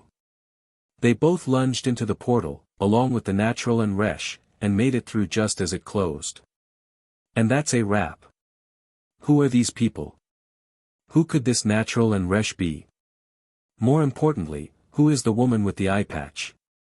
All those answers shall come in soon. Grabs the intercom. Attention all guardians. You are all to report to the captain's mess. 5 minutes later, the guardians arrive. Mind, okay, Cappy, what's the deal? Author points at a cloaked person next to him. Ask her, she's the one that popped out of nowhere and nearly gives me a heart attack. Cloaked figure, giggles. Oh, I just have a little surprise for all of you. An idea I gave your captain. All the guardians pale. My name is Midnight Monster, by the way. Dragon, an idea, you say. Mind, crap, what you call ideas, we call FODs. Author looks confused. FODs? All the guardians, our day. Oh, right. Dragon, anyway, what was this idea? Author chuckles. Ominously as Natural, Resh, the woman and her family, Absol and the triplet girls, walk in. Oh, you'll see, my friends, you'll see. Mind, who the F are they? You'll see. Mind, you'll see. Intercom, plays. What does the fox say? Author sweat drops. What the frog? Midnight Monster starts to dance crazily. Sigh, things are getting too weird here. This is BladeOfThePoet, logging out. Oh, make number 1. I won't do it. Mind yelled for the 4th time. Come on, you big wuss. Steel said, trying to push the youngest guardian forward. It's for everyone's sake. Hell no. No way in bleep ing hell I'm gonna sing. Dragon was getting said. Legends DMNIT, Mind, the normally calm and collected leader of the guardians yelled. Start singing, or so help me, I'm gonna tell Curlia you tell I am war stories. The guardian of the mind stopped struggling as all color drained from his face. He regarded his leader fearfully. Why you wouldn't? He managed to stutter out. If you don't start singing right now, I sure as hell will. Survival 101, never get between a dragon and his family. Mind sighed, and walked forward, focusing on the other May as he began to sing. Normal means max, mind is singing. Bold means berserker. Mixed means both. Runaway by Linkin Park. Mind took a deep breath, ignoring the berserker's spirit materializing next to him. He looked like a red blob of blood-red aura shaped like mind. And slowly, they began their tune. Graffiti decorations. Under a sky of dust. A constant wave of tension. On top of broken trust. The lessons that you taught me, I learned were never true. Now I find myself in question. They point the finger at me again. Guilty by association. You point the finger at me again. The last two lines, mind pointed at the other May, but stopped once the next part began. I wanna run away. Never say goodbye. I wanna know the truth. Instead of wondering why. I wanna know the answers. No more lies. I wanna shut the door. And open up my mind. Using his aura, mind created a set of instruments. They all played, seemingly on their own as mind continued. Paper bags and angry voices. Under a sky of dust. Another wave of tension. Has more than filled me up. All my talk of taking action. These words were never true. Now I find myself in question. They point the finger at me again. Guilty by association. You point the finger at me again. I wanna run away. Never say goodbye. I wanna know the truth. Instead of wondering why. I wanna know the answers. No more lies. I wanna shut the door. And open up my mind. The instruments went into full silence at that moment. I'm gonna run away, and never say goodbye. Gonna run away, gonna run away, gonna run away, gonna run away. I'm gonna run away, and never wonder why. Gonna run away, gonna run away, gonna run away, gonna run away. I'm gonna run away, and open up my mind. Gonna run away, gonna run away, gonna run away, gonna run away, gonna run away, gonna run away, gonna run away, gonna run away. Every time mind screamed out a word, goodbye, why, and mind, a piece of the berserker armor formed over him. He fully formed it upon screaming out mind, which made the guardians think he was showing off, which he probably was. I wanna run away. Never say goodbye. I wanna know the truth. Instead of wondering why. I wanna know the answers. No more lies. I wanna shut the door. And open up my mind. I wanna run away. And open up my mind. I wanna run away. And open up my mind. I wanna run away. And open up my mind. I wanna run away. And open up my mind. Mind released a heavy sigh after he finished singing, the berserker's spirit going back into him as he finished. Just then, spectral versions of the other guardians and mates appeared. Latias. Dragon yelled as he ran towards the slightly transparent version of his wife. Upon seeing him, Latias smiled widely. Ashi. The two ran to each other, each one wrapping the other in a powerful hug. Daddy. Two voices rang out, and two little beings tackled Dragon. The guardian leader was smiling like he did when he was a trainer. Seeing him, Ash realized this was the first time he had seen Dragon give a genuine smile.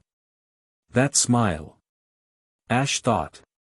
It's like the one I have when I win a badge, but it seems more real somehow.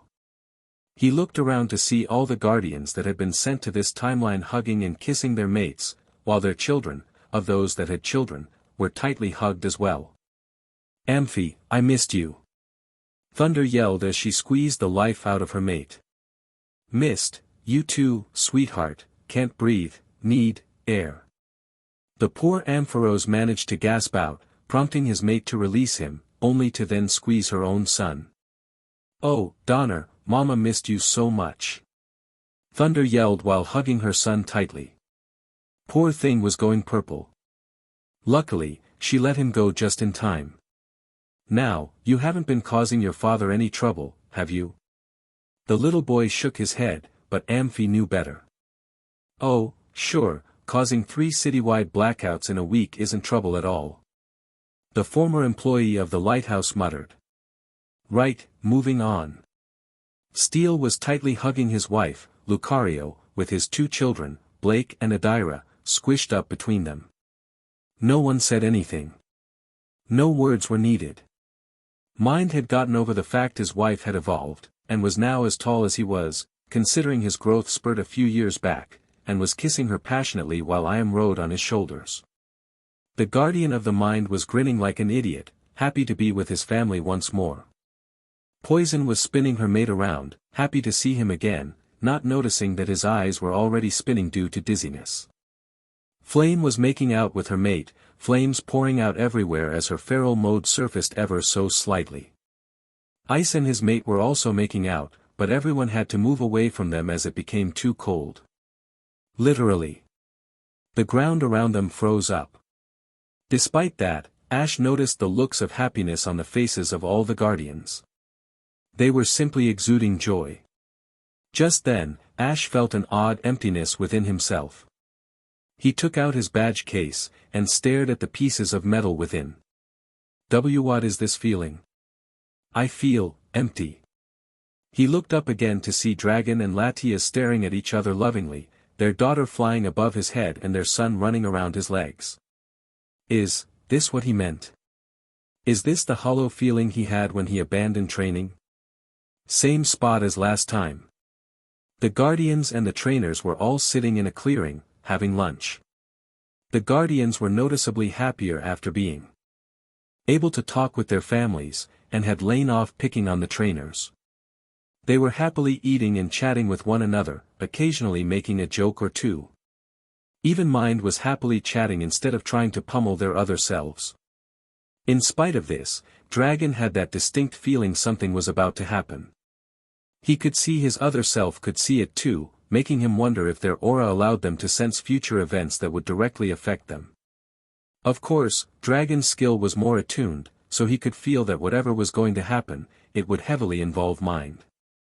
Oh man, do you remember when we met Tien? Mind asked, laughing. Everyone chuckled at the memory, except for Poison. Oh yeah, we remember. Dragon said, mirth filling his voice. What was it you told her, Poison? Go to hell. Poison nodded at her leader, feeling a bit miffed about her defeat that time. Of course, the funny part was her answer. Been there, lovely place. Mind finished, and they all burst out laughing. As Mind's laughter died down, he realized. You know, if she realized we were talking about her, I think she'd stick an arrow up our language. Delia yelled out, startling the guardian of the mind into his armor and up a tree. Delia, realizing her act, chuckled nervously. Oh, sorry. I just don't like foul language. You don't friggin' say. Mind yelled from his spot on the tree. He jumped down and dissolved his armor, holding a hand to his chest. Sweet Arceus, I nearly had a heart attack. Thunder chuckled evilly, her eyes glistening evilly, and covered her hands in electricity. Clear. She said and placed her hands on Mind's back. The youngest guardian yelped and went back to the tree, his back smoking slightly. Oh, come on. He yelled. Was that really necessary? He asked as he jumped down, again. Yes it was. Thunder answered. A tick mark appeared on Mind's head. Why, you cheeky little. He was about to pummel his sister figure, but Dragon stopped him. Now, Mind. Behave. Dragon said, a grin forming in his face. Or should we have Flame give you another heat therapy? Mind paled considerably at that, and quickly apologized and sat down. Ava turned to Dragon. What was that all about? Dragon chuckled again. That is a story for another time, Ava. He said and sipped his drink. Suddenly, a chill went down his spine. Whatever it is, it's close, very close. Dragon said and extended his aura, trying to find whoever, or whatever, was coming for them. And he found her quickly, but too late nonetheless. The bushes nearby the clearing rustled and shook, causing Dragon to begin the materialization of his prime technique, ready to claim the blood of whoever tried to attack him. Max? A soft feminine voice came from the bushes. They all turned to the direction of the voice, and saw another May, her left eye covered in an eye patch, and her entire right arm covered with a long, white silk glove. The trainer group stared bluntly at the woman, and Ash turned to ask Dragon if he knew what was going on. Before he could ask, however, the berserker armor barreled past him, aiming straight for the other May. Bloodlust simply oozed off the guardian. He tackled her into a tree, the full weight of the armor smashing straight into May, the impact making the bark crack under the pressure. Air was knocked out of the girl's lungs, eliciting a silent scream. She was not given a second to rest as the berserker grabbed her by the throat, swung her over his head and smashed her against the unforgiving floor. May coughed out a blob of blood from the impact, her head snapping backwards as she bounced once. She tried to say something, but the berserker clasped his right hand on her throat before she could speak. The armored behemoth kept her pinned to the floor as he raised his left hand above his head. Reddish energy began to focus on the palm of the clawed gauntlet. May's eyes widened in pure panic, remembering what the attack had done to her last time. Gihi. This time, you die for good. Mine said, his voice holding a disturbing amount of happiness. For far too long you have threatened me, my family, and most of all, my daughter. His grip tightened, threatening to snap the girl's neck. So, I have only a few words for you, bye, beach. The energy in his hand reached a critical point. It swelled up for a second before compressing. The beam was about to fire and obliterate the girl from existence. Bam! Something impacted the left side of the berserker, making the beam go wide. It landed right beside May's head and blasted everything next to it, leaving behind a small crevice of destruction. Denied of his kill, the berserker whirled around, rage swelling in him, and began looking for whoever attacked him. And his armor dissolved in a rapid poof at the sight. 3 Absol Pokemorphs, one of them shiny, were already charging another Razor Wind, while an Absol, obviously their father, was readying his shadow claws, ready to tear the berserker apart. Leave mommy alone. The shiny Pokemorph yelled. Mine stared at the children for a second, before saying what everyone in his situation would have said. What the motherfucking F is going on? He yelled just as another figure crashed against him, making him release May. Ash recognized the figure. N, both Ashes yelled, startled. N stared at Ash, confused, before looking at Dragon. Dragon? What are you doing in this world? The former king of Team Plasma asked the leader of the Guardians. Dragon kept his eyes set on May, who was coughing loudly, trying to get oxygen back into her deprived lungs. The Absol was next to her, and the children were helping her get up. I might ask you the same thing, Natural Harmonia Gropius, Dragon asked. N yes, this is his real name. WTF. N groaned loudly. How many times must I ask you not to call me that? He yelled. I already told you, call me N. Dragon chuckled, and sat back down. Anyway, maybe you should listen to our story before you rush in guns blazing. Dragon nodded. Alright then. He said calmly while he created aura chains around Mind, who was already getting up and ready to attack. Warily, both N and May sat down, N accompanied by a white-haired girl. Let's start with you. Dragon practically ordered, pointing at May. The girl sighed. It all started after the Christmas party. May started. I was fuming. My brother was going to marry a Pokemon. All I could think of was how revolting it was. Blinded by my rage, I went to Lily Cove, the Hunter HQ in Hoenn. To join them. My plan had been to join them, kill Kirlia and get my brother back. Mind growled, but Dragon shut him up. But. Dragon prompted the girl. She sighed in response before continuing. Not everything goes as planned. She said, the floor suddenly becoming very interesting to her. The minute I stated my name, they threw me in a cell. They were planning to use me as a bargaining chip against Max. I told them it wouldn't work, he hated me and I hated him. I said I wanted to join them. They stopped hearing after the hate part. They decided to use me for their cloning project. They were even nice enough to finish what the berserker started. The girl removed her glove, showing her entire arm was a machine. They amputated my arm for genetic material and replaced it with this. She chuckled slightly. I guess some of them were not entirely bad. Mind growled again. You expect us to buy that, you miserable buy. Dragon covered Mind's mouth with his hand and glared. The young man slumped, but nodded. Dragon took his hand off. Anyway, the first time we fought after the party, it seemed a lot like the real FNG deal. May sighed, resisting the urge to glare at her brother for using that language in front of her daughters. The first time you faced me, when the hunter of poison was sent out to capture someone in Hoenn, it was the first clone they made. MH01. She shivered slightly, but the Absol placed his paw on her shoulder to calm her down. When she didn't make it back, they decided a fully biological clone would be useless, that when she was born.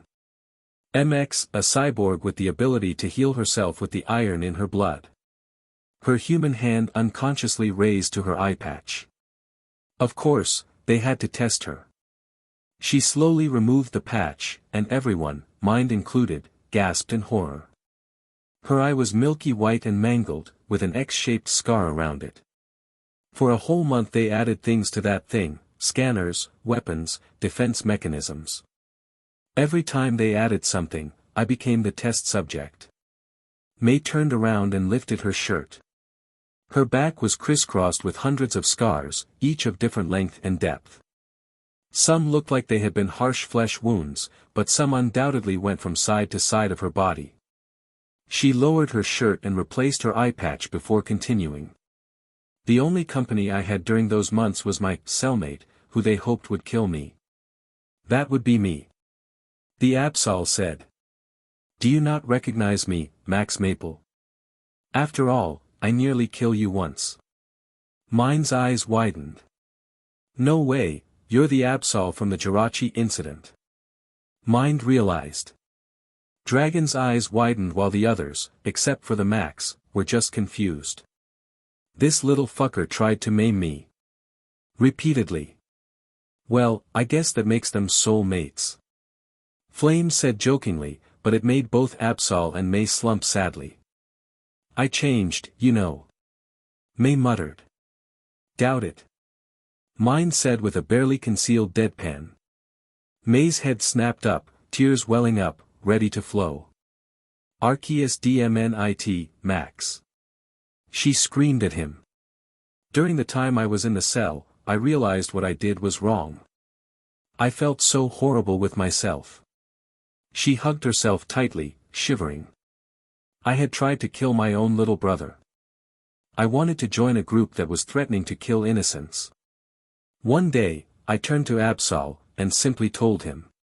She choked up, unable to continue, so Absol finished for her, his paw on her back. A fellow inmate was a psychic Pokemon. A Noctowl, I believe. He gave May a mental activation as per her own request. After that, when we returned to our cell, she said to simple words that shook me to the core, kill me. Mind's eyes widened again, but they still held distrust. For 3 days, the only thing she told me were those words. Kill me. Kill me. Kill me. Until one day I couldn't take it and, well, slapped her with my tail. Hard. May confirmed, recovering from her episode. Absol nodded and continued. For the next few weeks, I kept encouraging her. I kept telling her one day we'd make it out, that her brother would come and get her out of that place. Of course, that was the biggest lie I have ever told. I still resent you a bit for that. May told her mate with a light glare. Hey, it worked, didn't it? May opened her mouth to protest, but shut it immediately, knowing he had a point. Anyway, I guess during that time I fell in love with her. Absol declared, shrugging slightly. However, I'm a dark-type disaster Pokemon. I was not exactly knowledgeable of what love was. which caused me to take the initiative. I slowly began to develop feelings for him. I was revolted at first. I thought, what the hell am I doing? He's a Pokemon. Still, I guess the heart overpowers the mind, given some time. And I am glad it did. Yeah, we get it. Mind said, annoyed. A lot of lovey-dovey shit later, you got together, yada yada yada. Now what I want to know is about the triple terrors over there. He jabbed his left thumb in the direction of the triplets, who were playing tag with each other. Several months after I was captured. May continued. All the soldiers left. They simply geared up and left. They didn't even move towards the remaining prisoners, the 4 of us that remained, N, Resh, Absol and myself. Ava perked up at this. She remained quiet the whole time, not really knowing what was going on. Resh? She asked. As in Reshiram, the vast white Pokemon. The white-haired woman raised her hand. That would be me. A tower of flame erupted into the air. When it cleared up, the woman was gone, and in her place was a tall, pure white Pokemon with a flaming tail. Dragon looked up at Reshiram. Nice trick. You learn it from Latias? Reshiram nodded, before returning to her human form. Anyway. N continued, when the soldiers vacated the premises, I was able to snatch off one of their keycards. As soon as they were completely gone, I opened my cell and got Resh out too. We then opened up May and Absol's cell and we all ran out of there.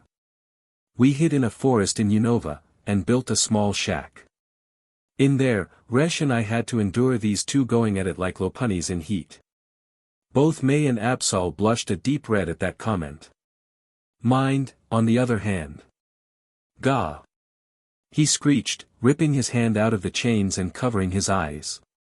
Too much information. Too much motherfucking information.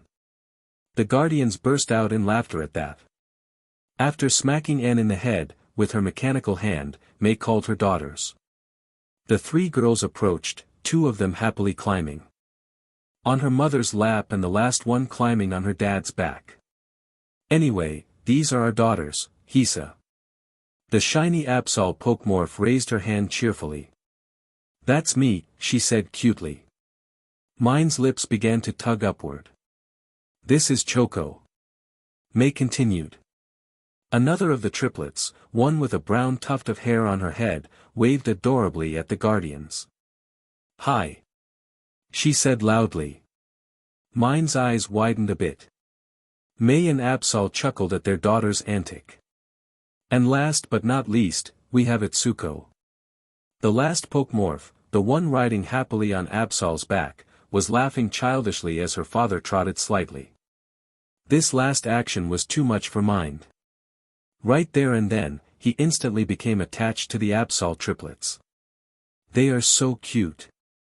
He mumbled, hoping no one would hear him. Sadly, the guardians all did. They were about to tease him, when a plasma-based net, similar to the ones Annie and Oakley used, shot out of the bush, ensnaring Itsuko before delivering its painful charge. Hee. One down. The entire group turned to the forest, Mind instantly going berserker, seeking the blood of whoever had hurt one of his nieces. His eyes narrowed into slits as pure hate raged through his veins. You. There she was. MX-02, or Mekame. The evil clone laughed evilly at the sight of Hisa writhing in her net, making Mind angrier. I guess your story was true. May. Mind said as he prepared to lunge at the robotic copy of his sister. Come on, let's kick her butt. Thunder yelled. No. Mind roared at her and the rest of the guardians, making them back away. This is my fight. He set into his fighting stance again, when May ran next to him, holding her prime Kopesh in one hand, with the chain sickle spinning in the other. Didn't you just hear me? This is my fight too. May finished for him. The Berserker Guardian reeled back like he had been shocked. That is my daughter she attacked. And she's the one that nearly kills me as well. Even if you don't like it, this is my fight as much as it is yours. She said with a fiery determination. Mind looked at her for a second, before settling back into his stance. Fine. I guess you're right. He said gruffly. Still doesn't mean I forgive you, though. May grinned, raising her sword. Fair enough. I guess I'll have to regain your trust, lil' bro. Mind growled. While this happened, Mecha May regarded them, amused. Her sight settled on Ava. Didn't I capture you before? She asked, pointing at Ava. Oh yes, I remember your screams as the virus slowly took your Li. She was unable to finish, as she had to dodge the Berserker's aura beam. DMN, you talk too much. Mind roared, preparing another beam. I know, right? May said, amused. How about we shut her up for good? With a mighty battle cry, the Berserker and May lunged at Mecha May, intent on wiping away her cruel smirk. For once and for all. Same spot as last time. The siblings of Petalburg charged at the evil machine, the claws of the Berserker thirsty for blood. The powerful construct of aura and the sister of the construct both attacked together, the beam of destructive aura of the Berserker and the chain sickle of May both heading towards their target, until they crashed and cancelled one another. Oi! The Berserker yelled. This is why I told you to stay back. The Berserker yelled at May. Me? You're the one that fired when I was going to attack. As they argued, MX-02 chuckled, amused by the idiotic fighting. Upon hearing her, the armored titan charged at the cyborg, slashing with his claws ready to rend her flesh from her metallic bones. And you go back to your grave. The robot chuckled, before attacking with her own mechanic arm. A wave of electric power coursed through it and paralyzed Mind for a few seconds. Taking advantage of the distraction, the Real May moved in and ensnared the robotic menace with her chain sickle. Soul, now. The disaster then rushed forth at the command of his mate, the small stone in his collar shining brightly as May brought her human hand to her robotic wrist, where a small stone lay hidden. Upon touch, Soul was enveloped in a pink sphere of energy, encasing him as blasts of energy swirled around it. When the sphere shattered, the Absol had changed. He now had a larger horn, identical in shape to May's chain sickle's blade, and his fur had flared up, looking like a pair of wings. His speed had increased, and the Guardians could all feel the power emanating. What the hell? The now recovered Guardian of the Mind yelled as he saw the disaster Pokemon change shape like that. But Absols don't have either evolutions or different forms. May grinned at that. Looks like not all of her brother's old personality was gone. That's because this is not regular evolution, brother. May told him, grinning. She tightened her hold on the robot as Soul closed in. This is Mega Evolution. Soul leaped at the robot, his claws piercing deep into whatever remained of her flesh. The robotic monster wailed in pain as her nerves, whatever was left of them anyway, flared up in pain. Soul took advantage of this and rapidly assaulted the many openings that appeared in the robot's defense, mauling every bit of flesh that remained. Not to let the chance pass, Mind charged at the mechanic abomination and, just as Soul jumped off, he tackled her to the ground, not unlike he had done to May a short while ago. Hee. This time, nothing is stopping me. Mind said gleefully. Only this time, I'll make sure you can't come back anymore. He raised his claw, ready to commit the deed, and he turned to May. Could you cover their eyes? He said, motioning to the triplets. I really don't want to scar them for life with this. Everyone looked bewildered at this, since when does Mind worry about that? Flame whispered, but complied, quickly taking the girls out of earshot and visual range. Okay, now nothing's stopping me. He placed his clawed gauntlet on the robot's head. Now. Die. With a fraction of his strength, the Berserker crushed the robot's head. Blood, brains and oil splattered out of the cavity, causing many, read as, all, of the trainer group to vomit. The berserker continued dismembering the robot, ripping her to pieces and throwing each piece into a pile. Blind rage was guiding the aura gauntlets at this point, fixed in making sure the evil robot would never rise again. Dragon slowly approached the raging berserker, ignoring the mechanical and organic parts that lay scattered around him, and placed a hand on the armor's shoulder. The berserker whirled around, still in rage, but calmed down when Dragon said 3 simple words. "Mind, it's over." Those words pacified the raging guardian. He dissolved his armor and slowly walked back to the group. "Hey, Flame." The mentioned guardian turned to Mind. "Could you incinerate the remains? I want to be sure it'll never come back." Flame nodded. A few minutes later, white-hot flames were destroying the remains of MX, the metal melted into a dense liquid, and the flesh burned into the air.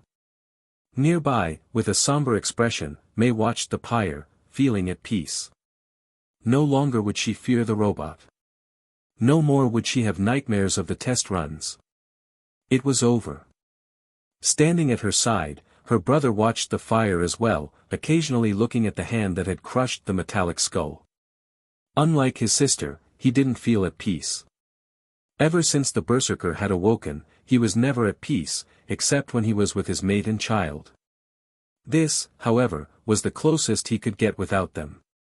Near the edge of the clearing, both Ashes watched as the siblings stared into the flames. Ash was horrified of how viciously Mind killed the robot, while Dragon was glad it was gone for good. He drew out a small piece of paper, and crossed out part of what was written. Seeing this, Ash asked, "Hey, what's that?" Without saying a word, Dragon showed it to him. "To-do list. You guys have a to-do list?" "Sure we do. We need to keep tabs of what needs to be done." The part he had crossed out said, "Rid the world of May." Beneath it, heavily underlined and highlighted, it said, "Investigate the reports of vigilante activity in Altomare, Fiore, and Oblivia." Vigilante activity? Ash asked Dragon, who simply nodded. "Yeah. Lately, all criminal activity in those regions has undergone a severe downfall. While we don't have a problem with that, we need to make sure whoever is doing this isn't a potential threat to innocent people. They seem to be an organized group, that much we know, and from our preliminary research, they call themselves the Elements." Ash nodded, but looked confused at one thing. "Don't you guys have, like, spies or something?" Dragon nodded. "Yes, we do, but our influence isn't as powerful in the outer regions. We barely have any presence in these. Not to mention the Kalos region, to the west. That place is our only blind spot. We've tried, but it's been troublesome to get there. It's too far away from the other regions for regular trips." Dragon gave Ash a world map, with all the regions highlighted. The star-shaped one is the Kalos region. Anyway, we've considered recruiting local aura-capable youths into our ranks and leave them there in an outpost, but aura is rarer than shiny Pokemon in that region. In the entire region, we only found 3 people capable of utilizing aura. Dragon sighed. "Honestly, it's been way too troublesome. Thankfully Altomare, Fiore and Oblivia have the rangers to take care of things, and Kalos has a somewhat decent police force. Or, however, is a bit more problematic with their shadow Pokemon incidents." Ash nodded, having heard of the shadow Pokemon and the threat those who made them represented. "But now is not the time to talk about that. Or rather, not the timeline. I'd rather not bother your mind with stuff other than your selfish little goal of becoming Pokemon Master." Ash glared at Dragon, but remained quiet.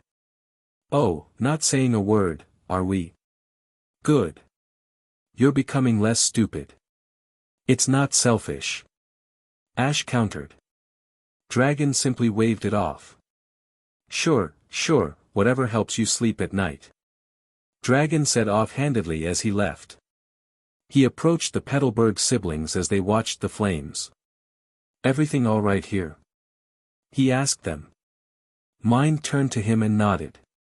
"Just glad it's gone for good," he said, staring into the heart of the fire. I can finally sleep without worrying about it appearing and taking I am away. May turned to her brother at the mention of I am. How is she, by the way? Last time I saw her she was a little baby.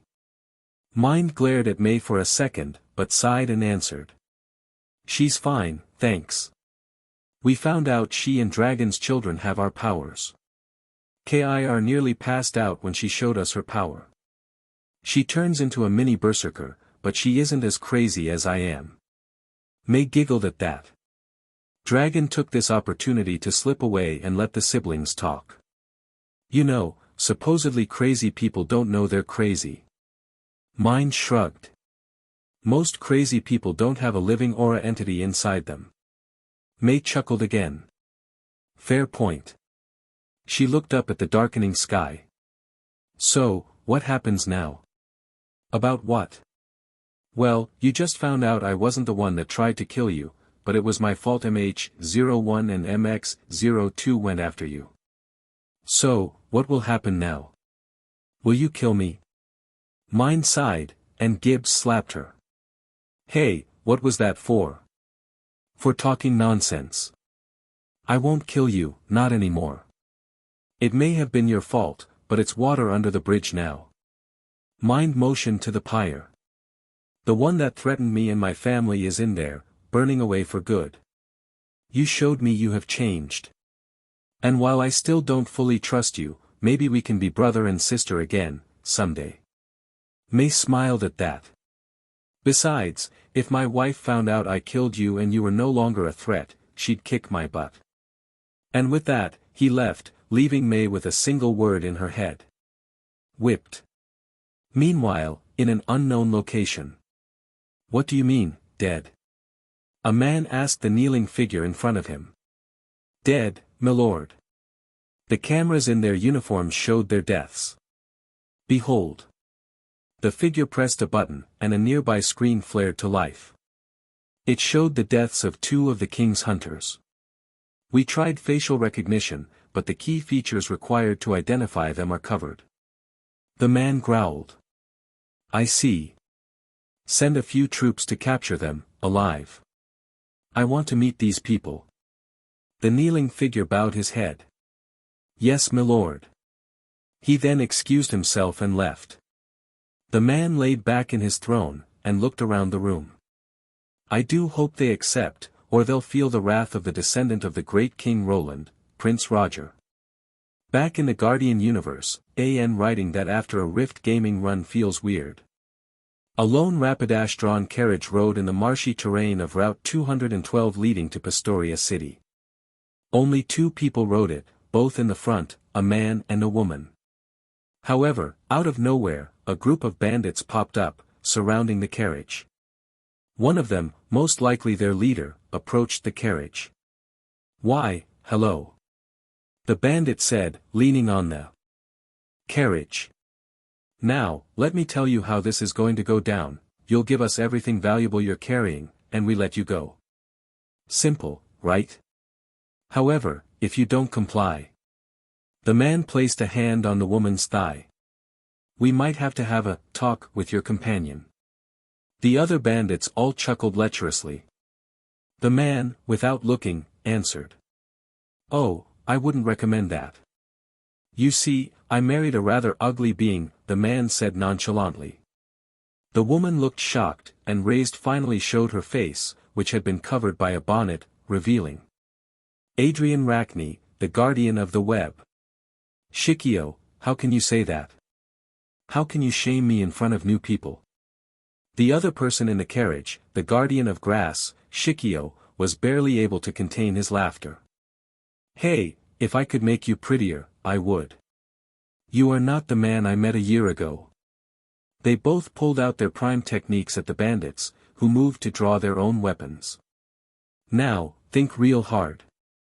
You guys have been robbing this route for a time now.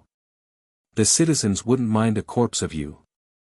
Now, you can luxuriate in a nice jail cell, but if your hand touches metal, I swear by my pretty floral bonnet I will end you. The message got through.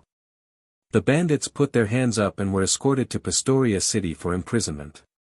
Once that was done, Webb rapidly discarded the female clothes he was provided. "Why the hell did I have to wear the dress?" he asked, outraged, to his teammate.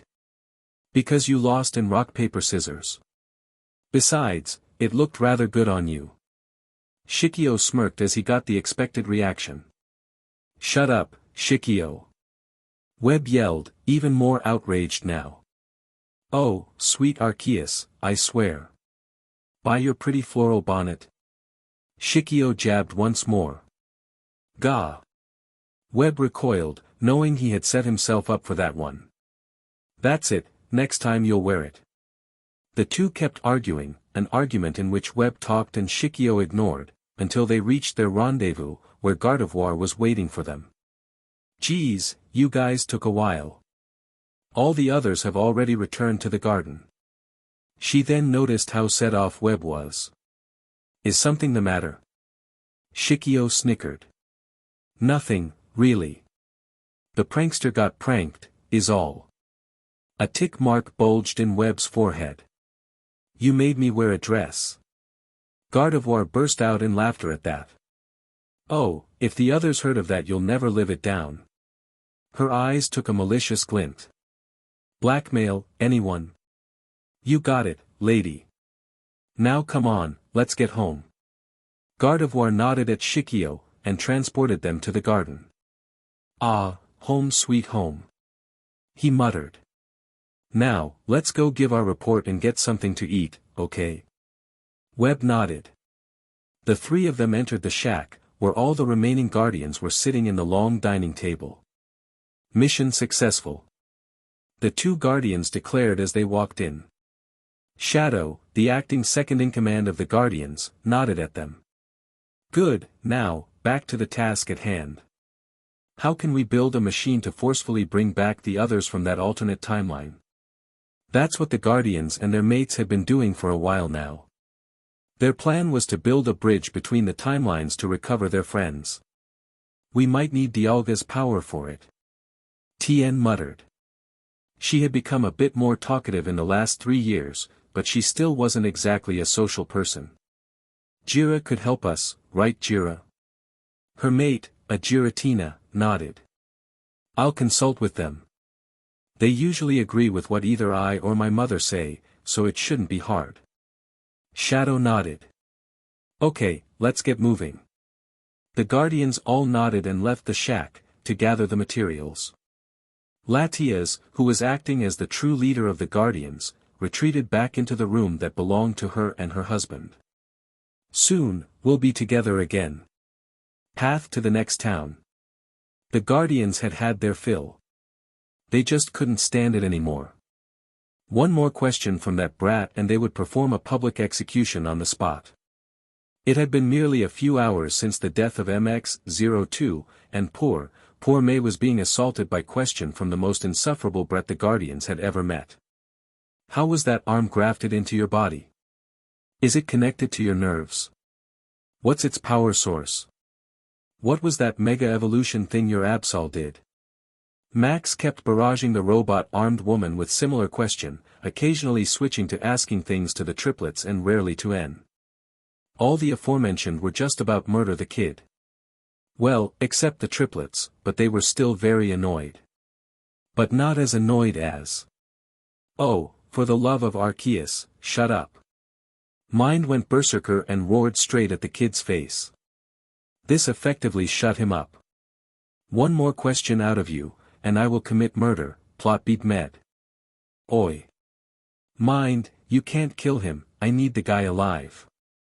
I don't give a f dash. Yeesh. Okay, moving on." Max was utterly terrified at the sight of the berserker, and yet it felt familiar. He could feel something stir inside of him at the sight of the hulking armor. While he would never admit it, Max felt giddy at the sight of the cyborg being slaughtered. He was horrified, sure, but deep inside he felt a sadistic glee surfacing. Hey, other me?" Max asked tentatively. "What?" Mind answered as he slowly dispelled the berserker. "What did it feel like, when the berserker woke up?" Mine stopped walking when he processed the question. He chuckled slightly, but it was a hollow chuckle. You finally ask a good question, brat. He said. It was odd, really. His awakening was what turned me into the bloodthirsty nutjob I am today. He first woke up when my sister tried to take me back to Petalburg. Second biggest mistake of my life, I might add. May piped in, to which mine nodded. The reddish aura seeped into my own, and I could feel a powerful desire for blood. I wanted to make her blood seep into the soil beneath my feet. I had no idea what was happening to me at the time. The second occasion he woke up was when my blood family attacked my wife in our home, in an attempt to bring me back. May shuddered at the memory. That day was when the berserker truly woke up. I saw my Curlia, lying in a pool of her own blood. I saw red. A massive surge of bloodlust rose from my gut, and all I could think of was how I desired to make blood rain. And it almost did, too, if not for Dragon and Curlia saving me before I was too far gone. Ever since then, I am this. A bloodthirsty psycho warrior. The others just nodded. However, it seems like being in the presence of his wife and daughter has a calming effect on him. Flame added. Whenever he's near them, his thirst for blood is kept in check. The guardians nodded. And being near your mate keeps your feral mode under control, too. Dragon thought, looking at his sister. Dragon noticed that the sun was starting to go down. We should find a place to camp before night falls. The others nodded and, faster than the trainers could comprehend, the guardians scattered to find a suitable place. It took them less than a minute to find a good clearing, and even Ash had to admit it was way faster than when the trainers did it. Ash decided to use this moment to ask something to Dragon. Hey, Dragon. I was wondering. Ash started. Yes. Dragon prodded him to continue. Has being mated to a Pokemon changed your aura? I know I'm not proficient with it, but I can sense yours to be, well, different from others I've felt from humans. Dragon smiled. The kid's brain was starting to work. Good question. The constant contact with our mates has caused our auras to attune themselves to their element. My aura is draconic, which is what you feel as different. Ash nodded in understanding. So, your aura is dragon psychic? Dragon shook his head. No. No. Our auras can only attune to one of our mate's elements. The reason is that all of our auras are already human type. The mixture with our mates made us all dual type, and 2 is the limit any aura can take.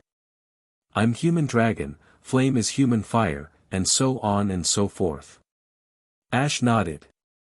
So, if I were to mate with a grass type, would my aura become human grass? Dragon nodded, and his brow rose in suspicion. Any reason for that particular element? Dragon asked, remembering a certain, green-skinned Pokemon. Ash turned beet red. And not really. He said. Embarrassed as he was, Dragon could tell the kid wasn't lying, just not telling the whole truth. His piercing gaze struck the trainer hard, trying to force an answer out of him. Sigh, it's about the challenge you gave me. Now that I know what I have to do, I realize it isn't that simple a choice as I originally thought. First off, I don't even know if any of the girls traveling with us right now would even consider doing that with me. Dragon sweat dropped at the kid's innocence. He looked over to where the others were and he saw May and Dawn giving Ash lust-filled stares. This kid's even more naive than Rishios, and he's 3 years old, DMN it.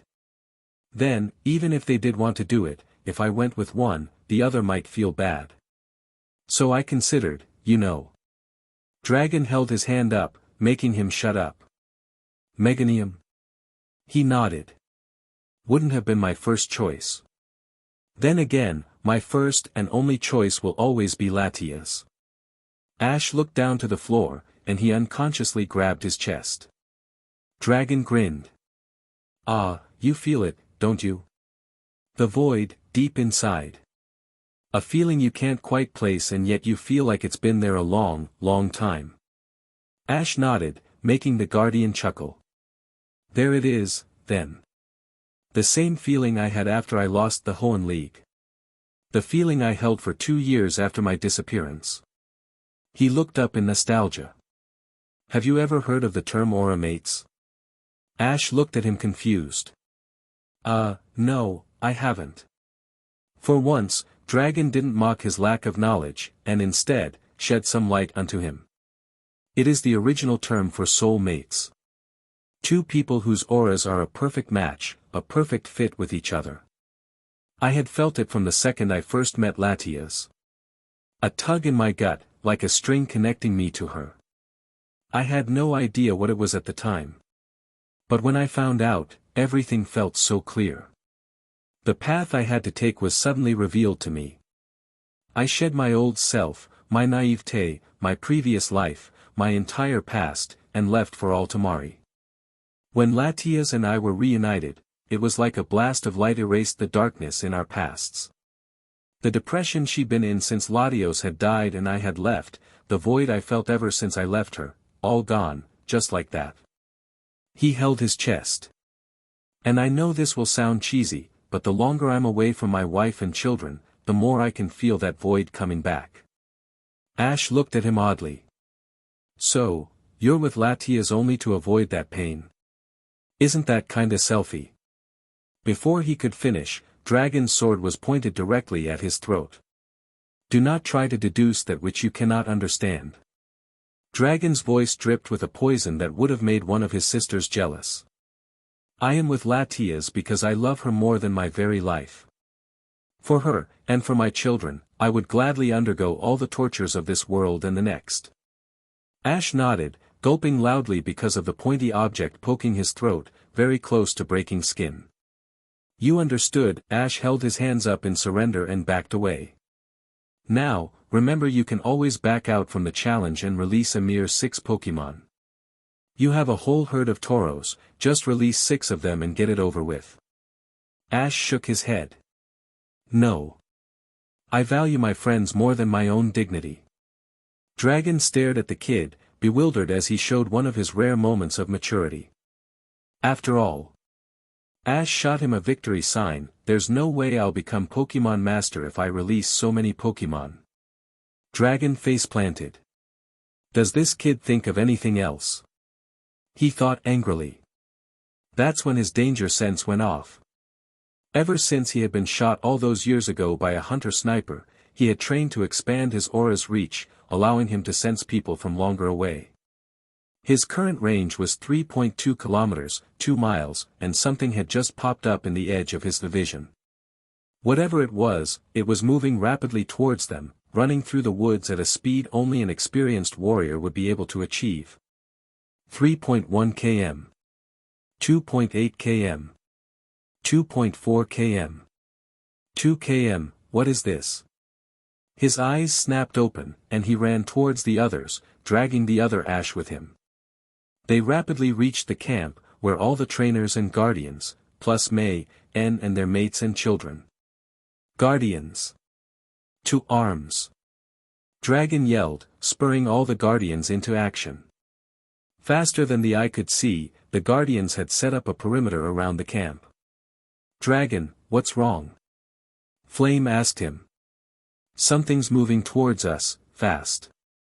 1.2 kilometers away, 30 degrees northwest. The guardians prepared for combat, extending their auras to locate the bogey. 0.9 km. 0.5 km. 0.2 km. There. Thunder yelled and fired her charge beam attack. Out of it popped out a man, dressed in a slightly baggy purple robe and a full head mask covering his head, with a pair of slits for the eyes. The man bore the symbol of the king's hunters. All of the guardians snarled bestially, and the man bowed to them and held out his hand, holding an envelope. My master sent me to deliver this message to you.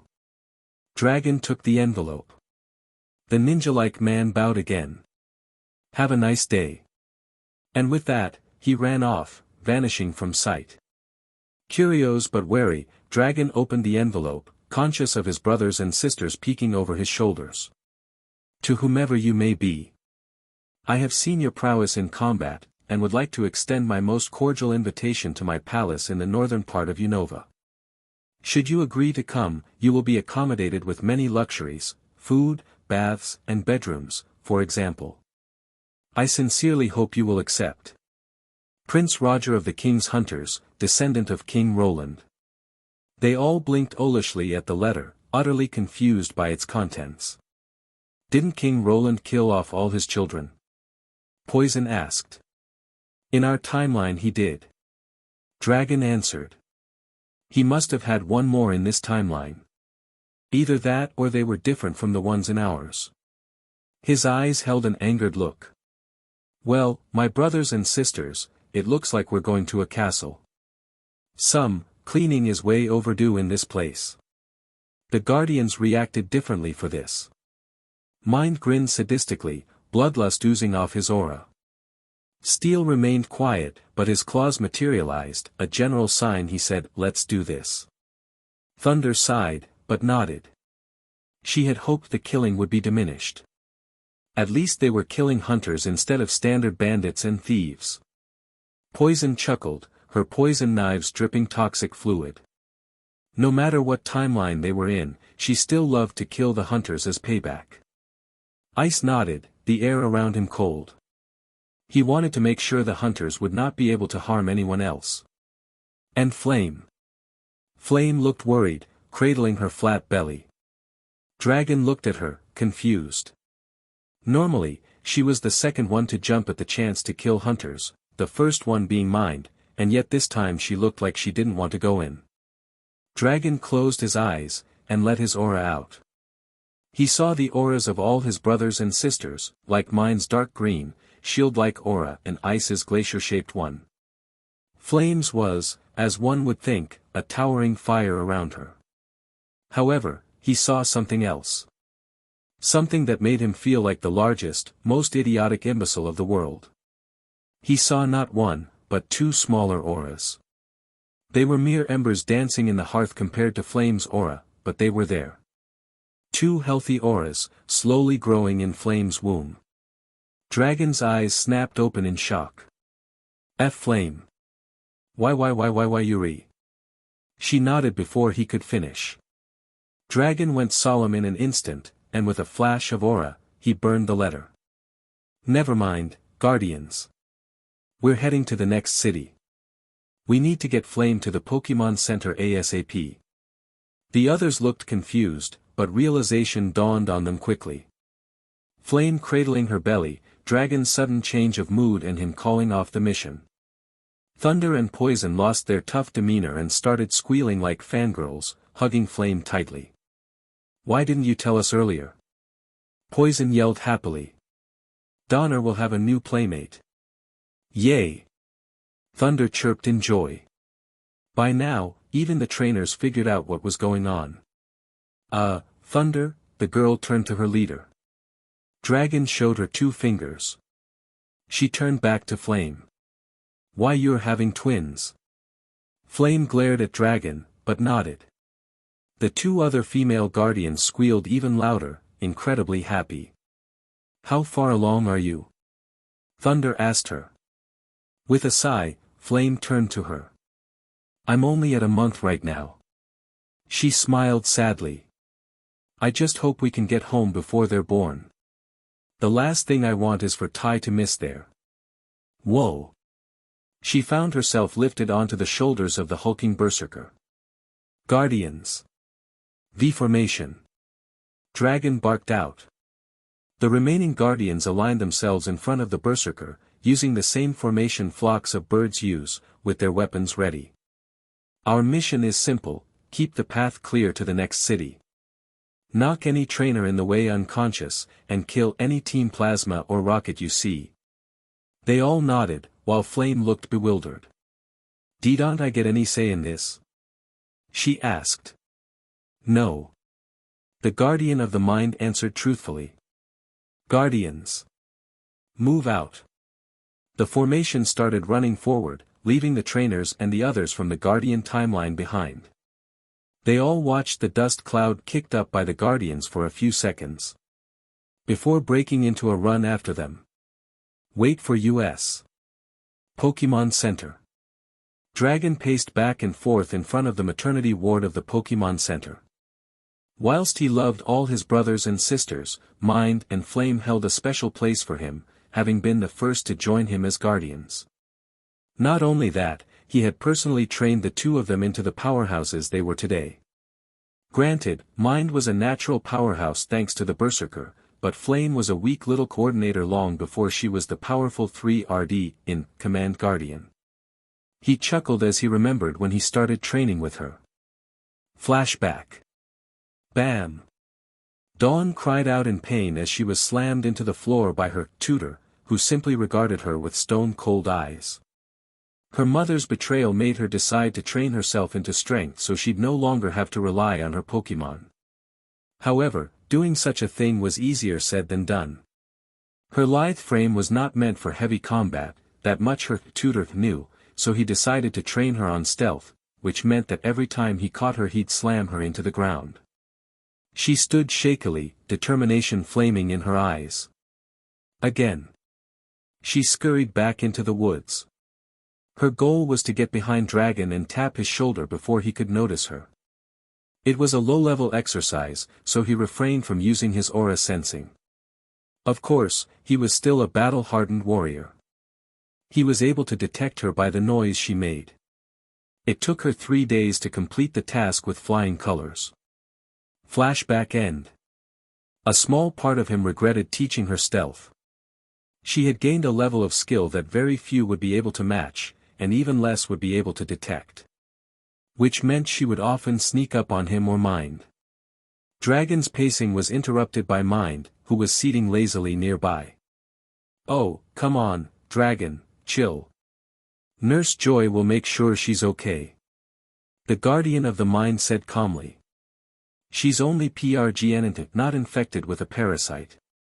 Some people might say it's the same thing. Steel muttered. My biology professor is of this mentality, straight face. The other's sweat dropped at him. Right. Dragon muttered. Anyway, I'm still worried. Partly about her, and about us.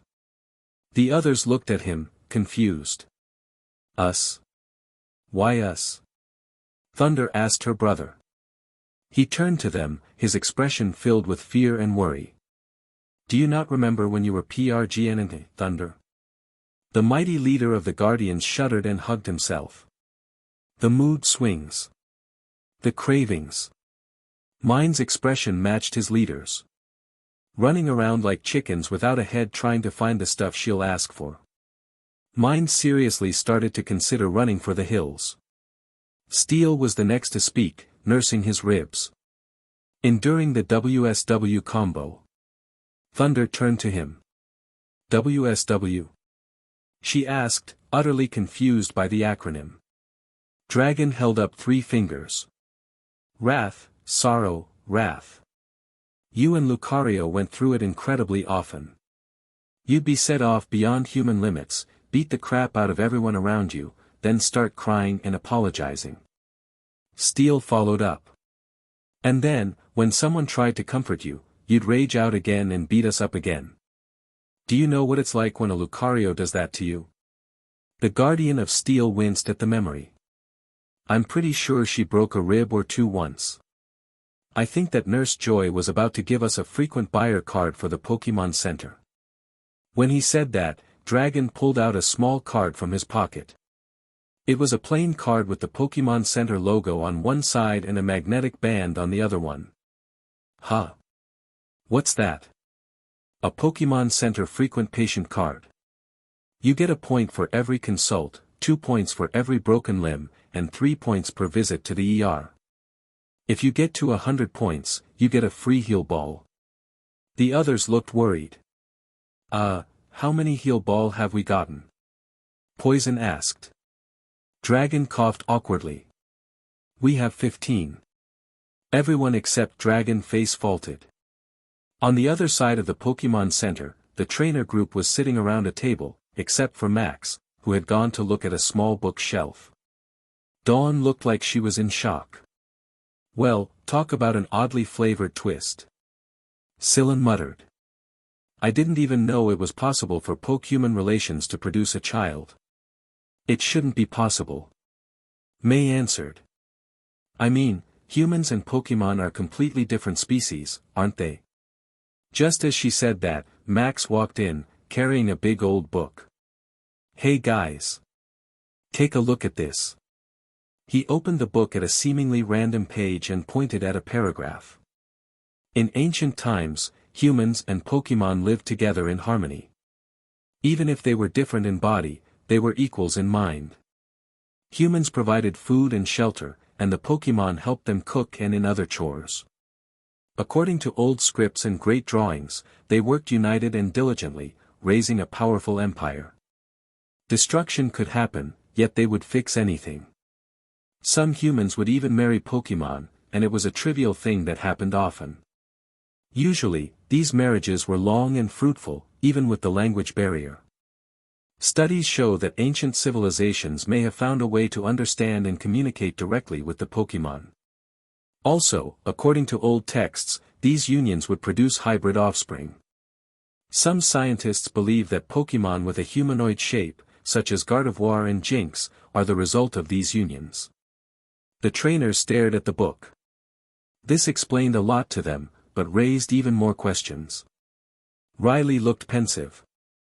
Do you think the Guardians found out the method to talk to Pokemon?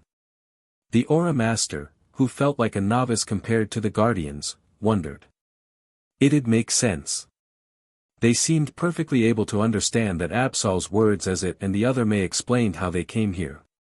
Max sighed sadly. A shame we ended up with only half the tale, since we couldn't understand the Absol.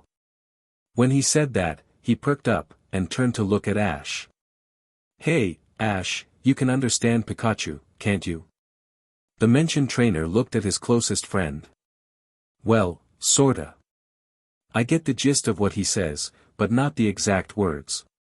He scratched Pikachu behind the ears, earning delighted cha. I understand when he says he likes something, or that he's hungry, or even when he says, there's trouble, but never the whole thing. I think I'll ask the other me how he did it. You could always ask me. May said from her spot between May and Dawn. All the trainers jumped away in surprise, not having seen her there. She chuckled at their reaction. Ah, I love that reaction. Whoa, I'm starting to sound like my brother. She stood up and looked at the trainers. The process is known as mental activation. You need the help of an experienced psychic-type Pokemon to be able to achieve it. The process makes the subject develop a weak psychic ability, meant to translate everything you hear. People may speak in different languages, but you always think what you say as you're saying.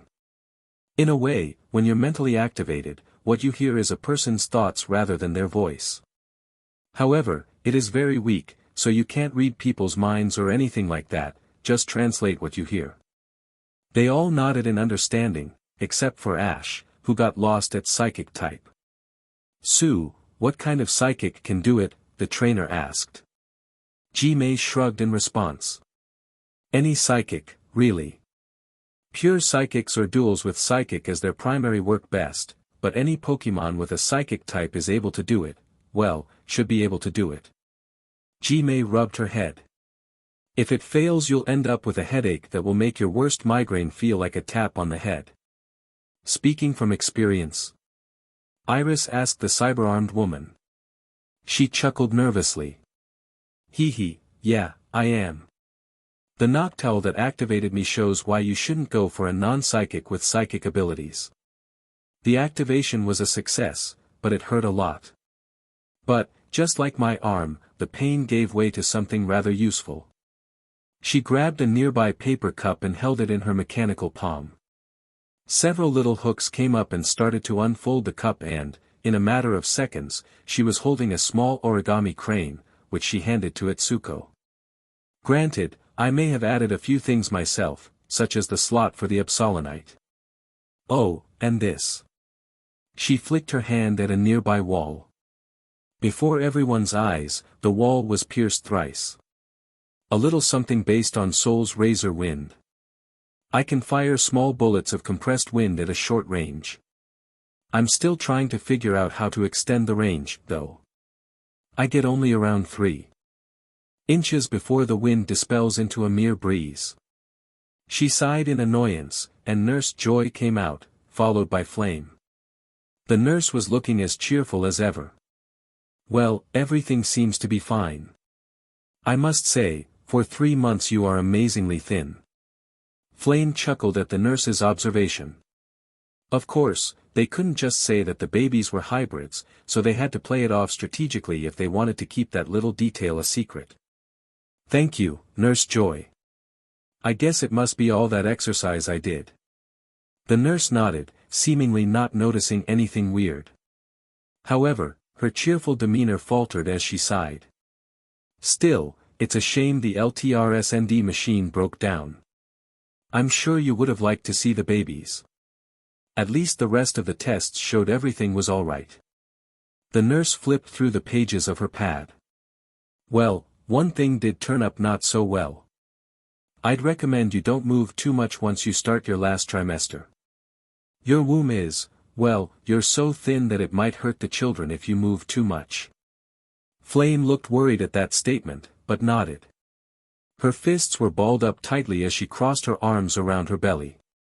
She had always been the silent, athletic one of the Guardian Trinity. Where Dragon would outsmart his foes and Mind would overpower them, she would outlast them by dodging attacks with her superior, aura-enhanced agility. If she couldn't do that, then she'd be helpless. She didn't have the build for a slow fight. Nurse Joy said something else, but she heard none of it. Once the nurse left, Dragon turned to his brothers and sisters.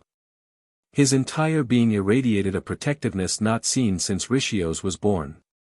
Alright, this might be obvious but I'll say it anyway, our top priority is to protect Flame. Returning home is no longer a priority until we know for sure if the 3 of them can make the journey safely.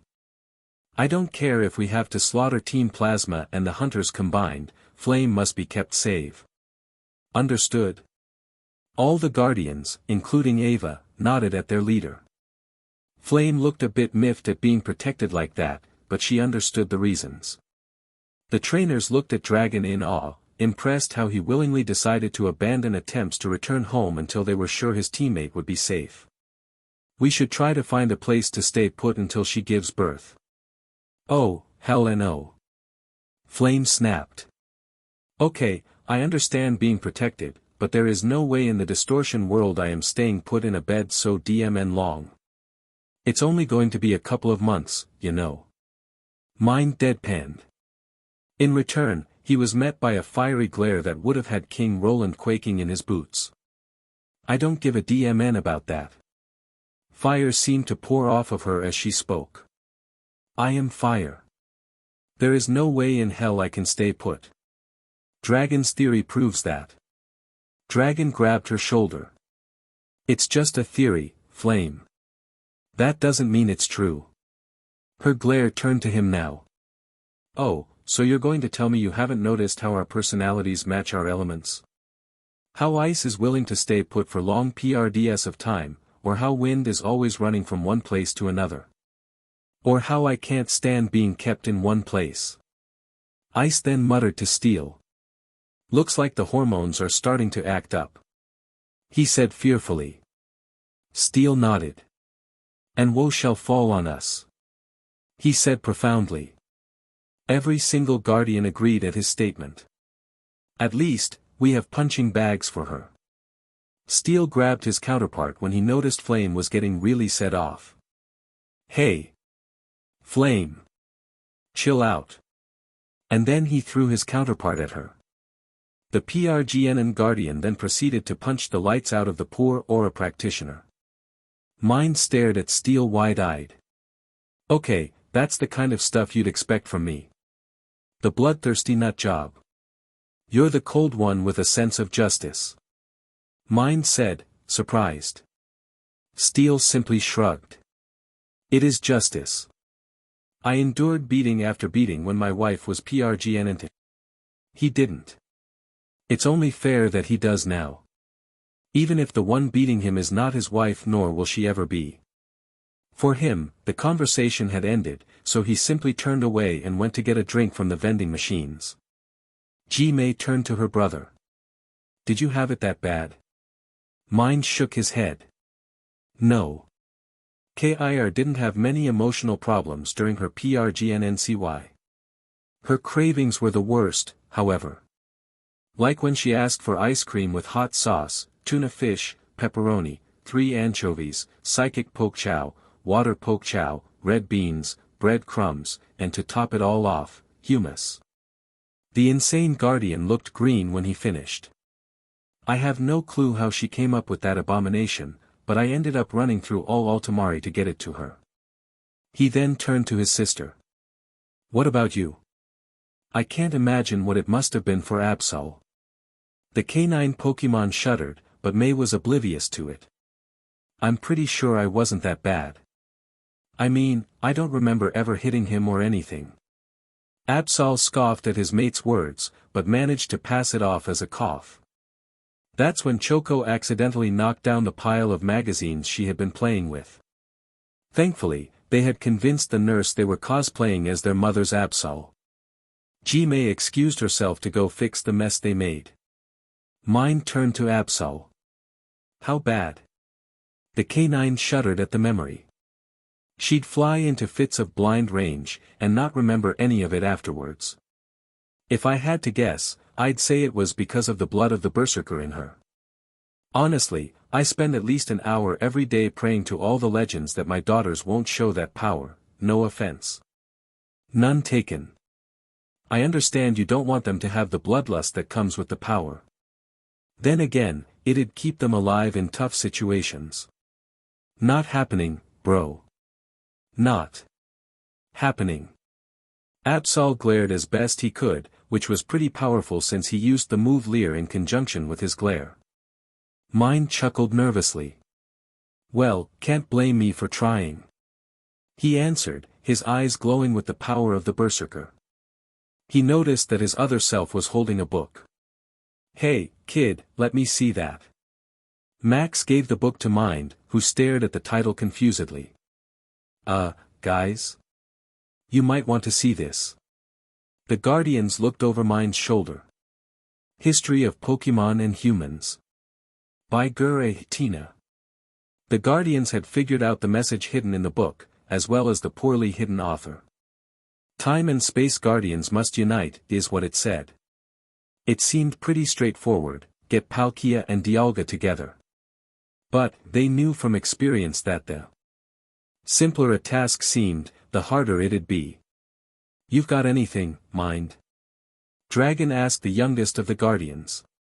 After finding that message, the Guardians had started to look online for Tina's books, hoping to find something else. The deranged Guardian sighed. I've rounded up several books and isolated the grammar mistakes and bold letters in all of them. Deranged, but still the group's little genius. However, it doesn't make any sense. Look. He pointed at the notebook he'd bought to write down stuff. WRJHWKRPH, HQHPLHVPXVWXQLWH. WKHSDWKs LO QRW RSHQWR from Ancient Pokemon. ILUV LQQRFHQW Uplook Ori PXVW ILK. KH SLU ODUK WKDW Ori LV EALK from Anthropology and Pokeology. Li WKH TKZO BRX FDQQRW ILK, WR Brixo Wutfku BRX PXVW ELK. WKH FDVO Read Zud Krog WKH TKZO from Theory of the Reverse World. Dragon stared at the seemingly random letters in the paper. It must mean something. Keep at it, Mind. If anyone can find it, it's you. The Guardian made a mock salute at his leader, and stood up. I need to go to the bathroom. He left for the inner side of the center while Dragon returned to the rest of the group. How's it going? Flame asked, sipping on some chamomile tea. Her cravings had started all of a sudden, but so far they'd been pretty normal. Some bread and cheese, some tea, a slice of pepperoni pizza. All the solid things cooked to a crisp, but so far so good. Is our bloodthirsty little genius doing his magic? Dragon nodded. Give Caesar that which is Caesar's. He's nuts, but he's still the smartest out of all of us. Steel commented. No one tell him I said that though. His ego is big enough as it is. The others all laughed at his statement. Sitting among them were Jime and Ava, the former of which was now in probation for guardian status. May's daughters were asleep on their mother's laps. Dragon was actually quite happy with the new recruits, maybe he could finally have a solid foothold in Kalos. Or at least send someone to recruit aura wielders, rare as they may be.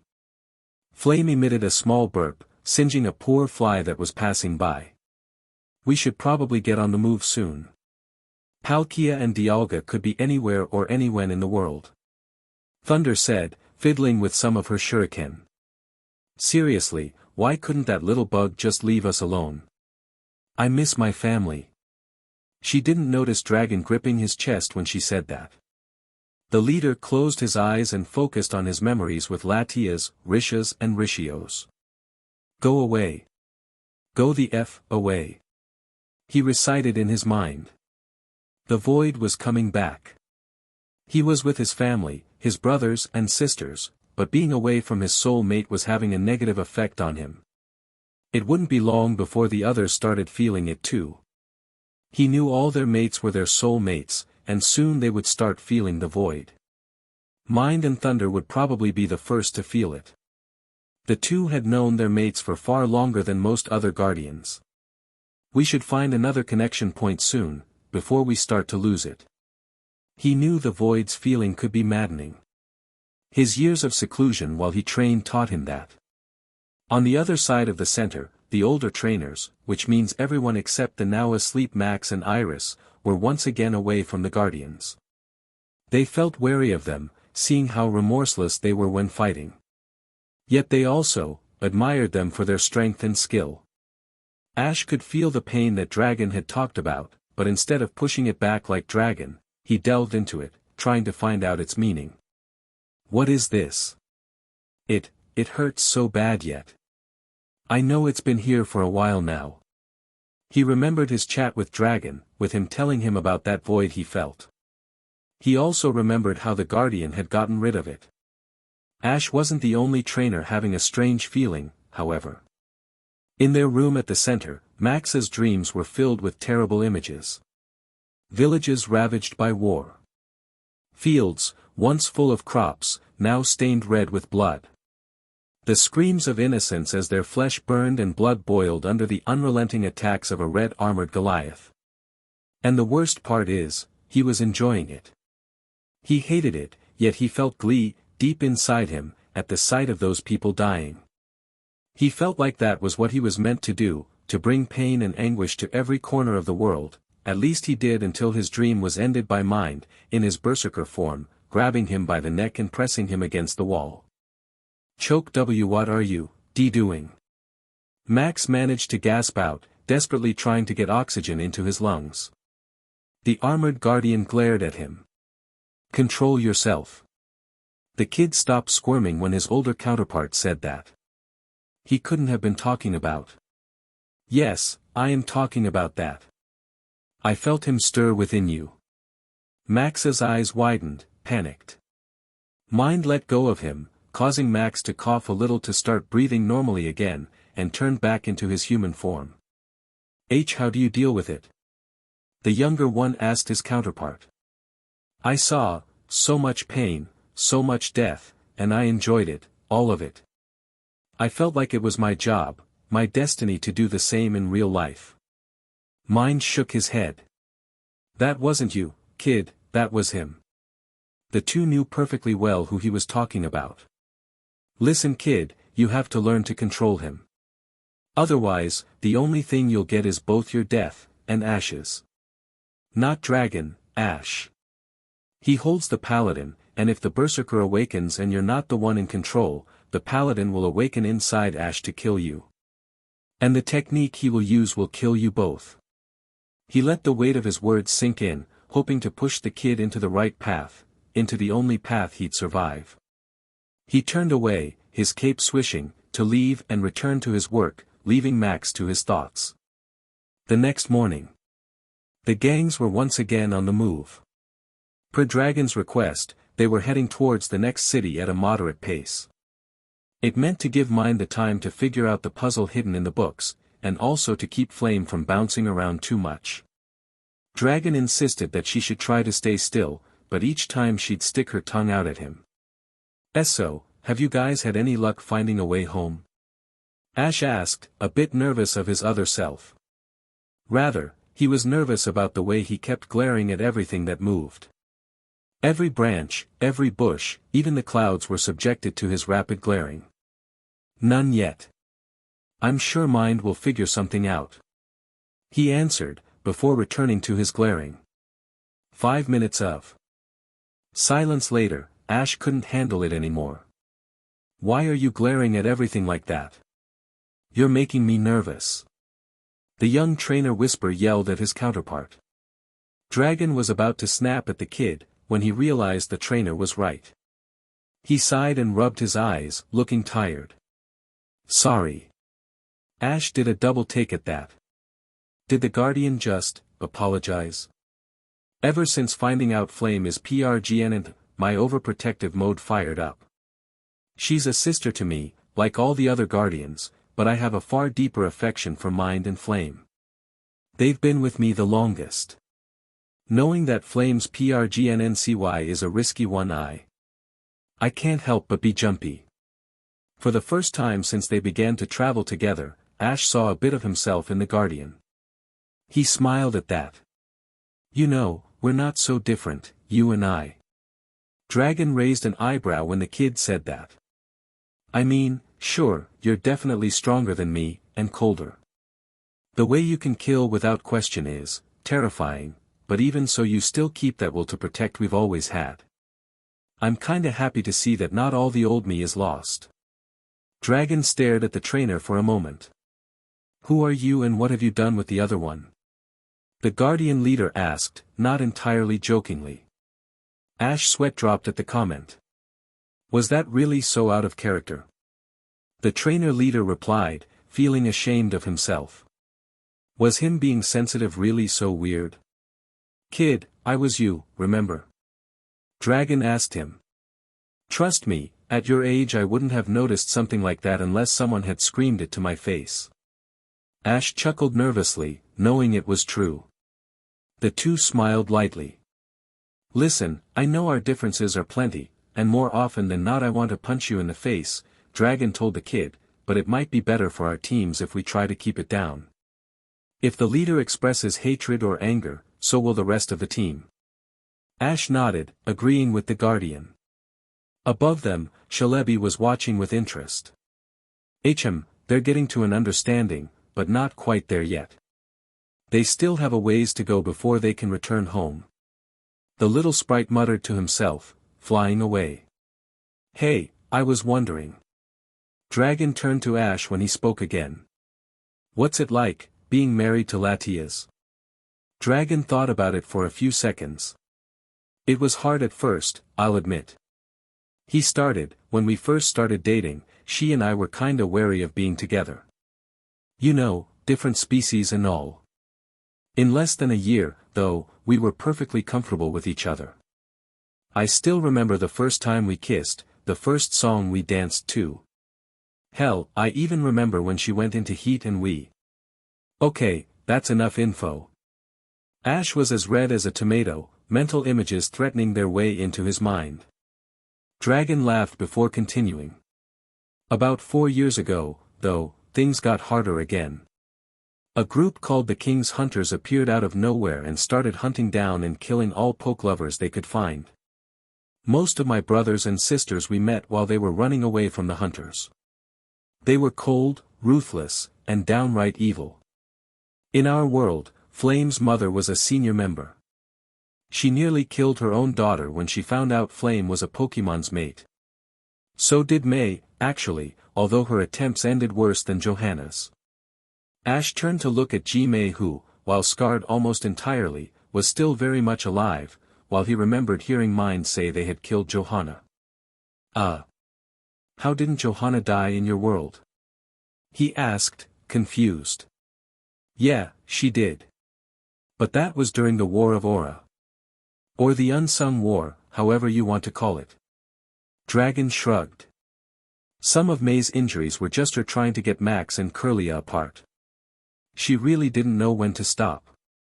I'm right here, you know. May asked, annoyed. I do. Dragon answered bluntly. Choco then ran between the two ashes, regarded them for a second, then, facing Dragon, raised her arms. Up, up. The little Pokemorph exclaimed happily. Dragon's visage softened considerably as he grabbed the girl and lifted her off the ground, resting her on his shoulders. Dragon and the girl chuckled. You know, despite what you were before, the Guardian leader said to his world's May. You did very well on these three. They might take after their father though. Mind burst out laughing. Ha ha ha. He got ya, May. Mind smiled brightly. The rest of the Guardians couldn't help but smile with him, knowing that having his own sister back would prove a great asset in keeping down his bloodlust. Well, all except one. Yo, Steel. Birth to Steel. Poison nagged Steel, who seemed deep in thought. Poison sighed. Hey, Mind. He's gone in deep this time. Whenever something was bugging him, Steel would go into a deep state of thought. When he entered this state, very few things could disturb him. Like a sheet of steel, he remained unperturbed for large PRDS of time, until an external force woke him. It could be hunger, cold, heat, or roar. The berserker roaring straight in his face as loud as his lungs would allow. All the others had to cover their ears until the roar was over and Steel.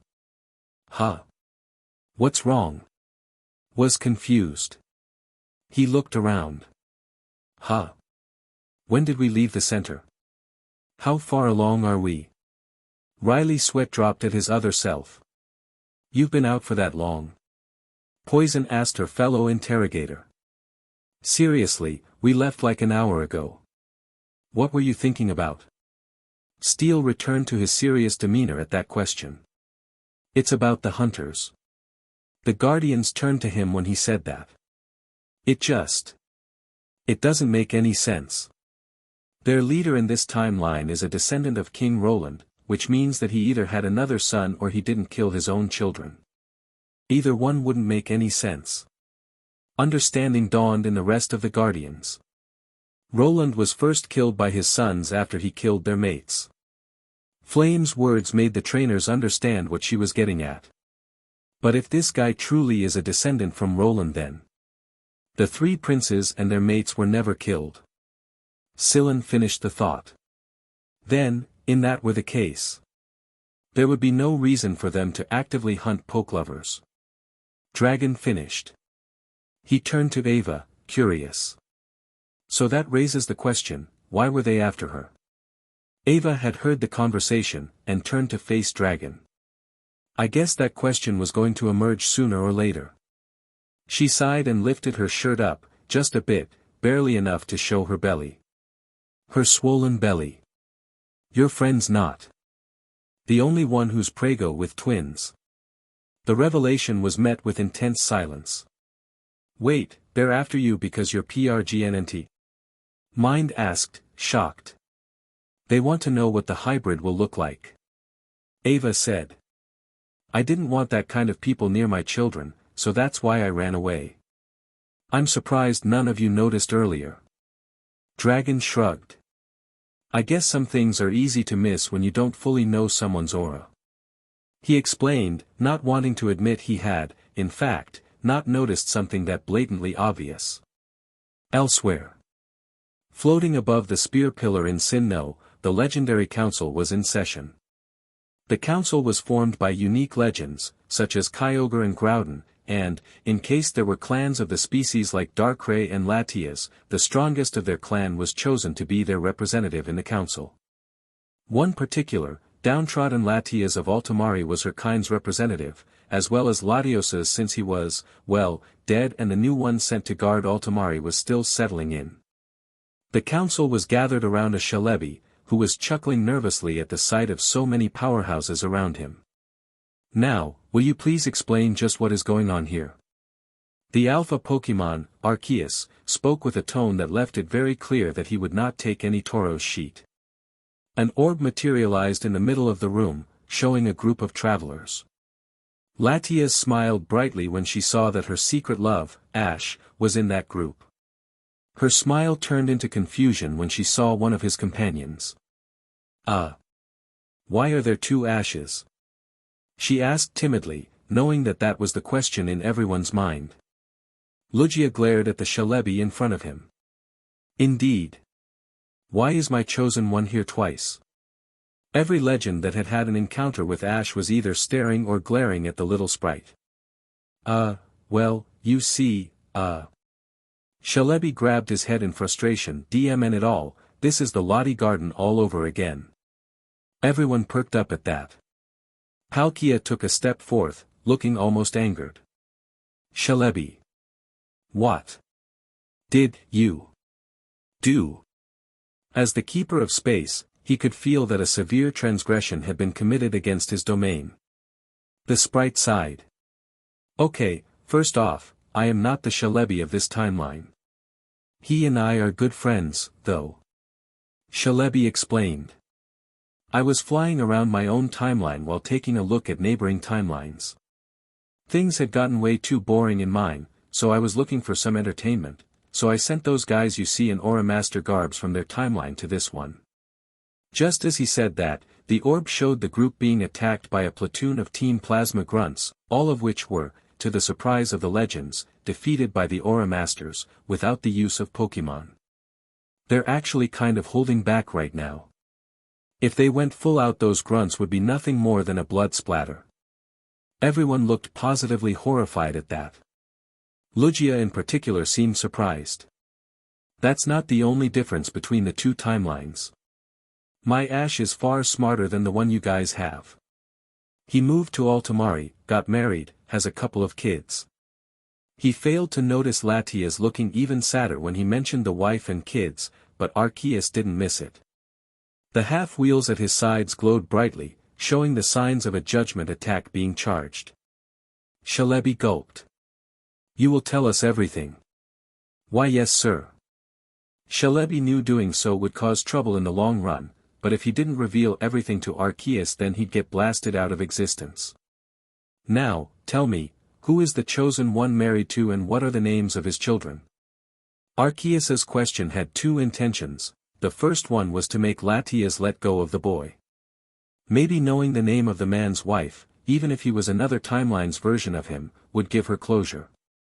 The second intention was, simply put, to satiate his thirst for knowledge. The god Pokemon only hated one thing, not knowing. Well, come on now. We don't have all day. Celebi sighed in defeat, ready for the sheet storm that was about to follow. His children are called Rishas and Rishios. Rishas is the oldest by some years. The legends were all confused by the strange choice in names. They almost sounded like Pokemon names. And his wife? Arceus prodded. Celebi took in a deep breath, afraid of what was to come. His wife is Latias of Altomare. All hell broke loose. Hall of Origin. The entire legendary council was thrown into a state of uproar. A human mating with a Pokemon. It was outrageous. Poor Celebi was sure that the Sinnoh region was experiencing the worst natural disasters since its creation. Somewhere along the lines of earthquakes, blizzards, drafts, floods. Quiet. Arceus's deep voice boomed over the raging voices of his fellow legends. Intense silence followed, broken by Mew's childish giggling. Hi. Do it again, Arcee. That was fun. Arceus was finding it hard to resist the urge of knocking Mew into the ground.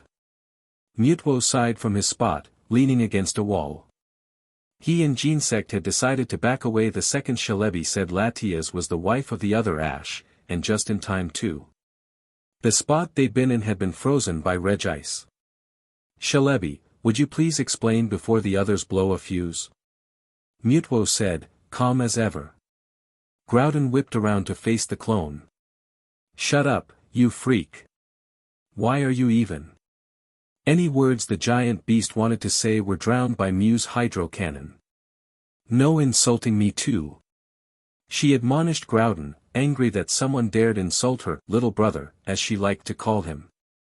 Arceus stomped with his front left appendage. "Mutwo and Genesect are members of the council. I will not tolerate them to be insulted. Is that clear, Groudon?" Groudon growled, but knew that if he disagreed he'd get a water-type judgment to the face. He nodded and stepped back to his place between Kyogre and Rayquaza, both of which were laughing quietly at him. "Now, Mutwo is on the right path. Celebi, explain." Celebi gulped. "Ook. I'm gonna borrow this for a moment." Celebi flew up to the viewing orb in the middle of the hull. Placing his hands on it, he focused on a memory. "First, I'll show you the point in which the timelines diverge." An image shimmered into the orb. Memory.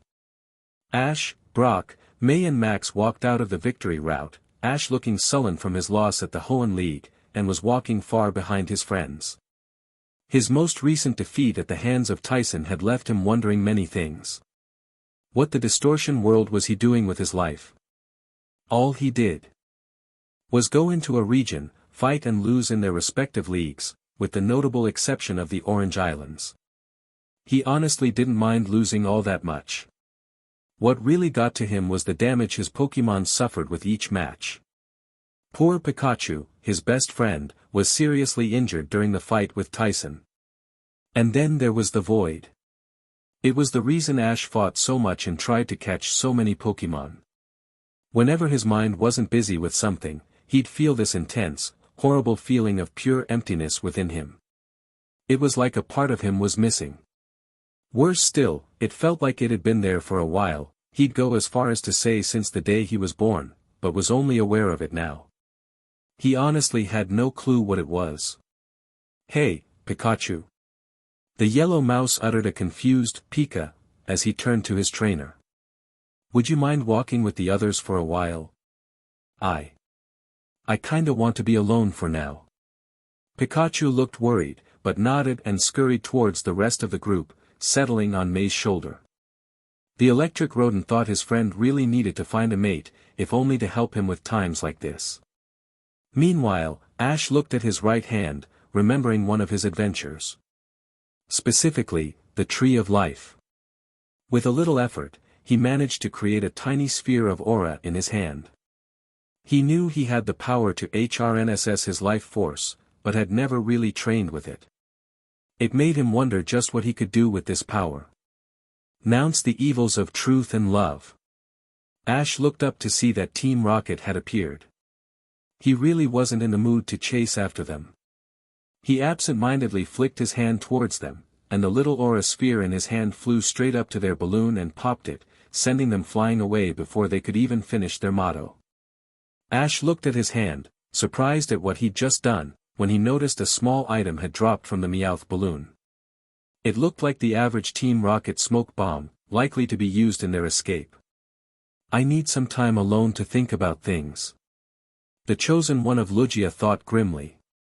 He knew that if he just said he'd go traveling alone, his friends would go looking for him and would, eventually, find him. Something he didn't need. Instead, he formed another aura sphere in his hand. They won't look for someone they think is dead. And with that, he threw the sphere at the bomb, creating a large explosion of black smoke. All it took was an over-exaggerated scream of pain as he placed down his Pokeballs to make the others believe he was in danger. With that done, he ran into the nearby foliage, quickly getting out of sight. Memory end. The council stared at the orb, confused. Lugia spoke first. "Why, in the name of all the seas in the world, didn't he just leave behind a letter or something?" Celebi turned to the Lord of the Seas, a deadpan look on his face. What would you answer if I asked about Ash's intelligence or ability to think ahead? Lugia thought for a second. I'd say he's very intelligent and always one step ahead. Outside of Pokemon battles. Celebi cut him off. Lugia hung his head. I see your point. Celebi nodded, satisfied. The little green sprite turned to Arceus. So yeah, Ash wasn't the sharpest tool in the shed back then. Honestly, a simple letter saying not to look for him would have been far more than enough. He just didn't think about it. The entire council sighed. While the kid might have been the chosen one of Lugia, Ho-Oh's champion, Mutwo's savior and even Mew's favorite human, he really was a tad bit dim-witted. Anyway, after the whole fake death fiasco, he went to that castle near Lady Mew's home. Mew, who was floating upside down over Dialga, tilted her head. Huh. He went to Cameron. Did he stop by the tree to say hi at least? Oh, I think I'd have a few toys for us to play. Sometimes, no one could believe that this childish little Pokemon held more power than most of them combined. Celebi coughed. Yes, Lady Mew, he stopped by to say hi. He knew you'd just kidnap him if he didn't. The other legends chuckled at that. He spent around 2 years there, training his aura while he tried to figure out what to do with his life. I'll just skip to the day he went to Altomare. The orb shimmered again. 1. Memory. Ash stood in front of the gates of Cameron Palace. It had been 2 very, very long years for him, training his aura. He was far from being an aura master, but he was well above the average practitioner. He was willing to bet he could go up against Riley right now and win. After all, Riley didn't know about prime techniques, now did he? Ash gave the castle that had been his home for the last 2 years one last look as he slung his duffel bag over his shoulder. No longer was he a scrawny little kid. His harsh training regime had led to him gaining a lot of muscle mass, and he'd even hit a growth spurt, leaving him around as tall as Brock when he last saw him. And since he'd graduated from Aura Adept to fully fledged practitioner, he'd been given robes much like Sir Aaron's, including the hat, which now replaced his usual attire and his long since worn cap, although it was still in his duffel bag as a keepsake. Farewell, Cameron. I'll come back someday. He turned away, heading straight to the nearest port. But for now, I have to go meet someone. And with that, he set out. Finding a ship heading to Altomare was harder than he thought. After the incident with Annie and Oakley, which led to what could only be described as chaos, the island had lost much of its tourism. Sailors muttered amongst themselves that the island was now cursed by the spiteful spirit of the Latios that once protected it. Ash paid them no heed, and managed to convince a man to take him to the island, with no small amount of money to sweeten the deal. After all, with all the battles he'd won and the tournaments he'd participated in, Ash had plenty of money at his disposal. The boat ride itself was rather dull. The sailor refused to speak to Ash, only muttering that he must be crazy to go to a cursed island. It took a lot of willpower from Ash to avoid hitting the man with his personal technique, strength of the, well, the name was a work in progress. It took around 5 hours to get to the island he had longed to see. And it was worse than he'd imagined. The cheerful folk he remembered from his last visit were not cheerful at all this time around. The people weren't dancing and singing, or talking happily with one another. There was no music from street performers, or posters stating when the next water race would be. The canals had litter in them, and the gondolas that once transported odd tourists around the city now laid still in the murky water, rot taking over the woodcraft. Ash felt sick at what he saw, but he pushed on, heading to the only place he knew would have all the answers, the museum. It didn't take him long to get there. It was a rather large building. The man selling the tickets was asleep in his station, letting Ash slip in. He noticed that all the displays were covered in dust. He walked forward, heading straight to the DMA. By the looks of it, they'd managed to get the 2 rockets out of there. Oh. A visitor. The young aura practitioner turned to the source of the voice, his hat covering his features. It was none other than Lorenzo, the same man that had given him the tour when he first came to Altomare. "Welcome to the Altomare Museum." "I am. It's good to see you again, Lorenzo." Ash interrupted him, taking of his hat. The portly old man gasped when he finally realized who it was. Ash. Memory end. Rayquaza, Mutwo, and Genesect were trying their best to console Latias. Her version of Altomare hadn't been that bad, but on the other hand, it hadn't been as long as it had been in the other timeline. That was Altomare?" she asked, pain in her voice. "Is that what her island would become in the future?" With a heavy sigh, Celebi turned to her. After the DMA was used, sailors believed Altomare to be cursed. They stopped taking tourists there and, with time, the people of Altomare became miserable. Without tourists, the economy slowly grinded to a halt, and people stopped caring. Streets and canals had litter, crime increased, people moved away. Arceus shook his head, regretting that such a thing had happened. Kyogre then spoke. "Until Ash came in." Celebi scratched his head. Sorta. "Lemme finish this memory, K." "Memory, can't." Ash. The man couldn't believe his eyes. Partially due to the kid now looking completely different. His eyes no longer held the same innocence they'd had before.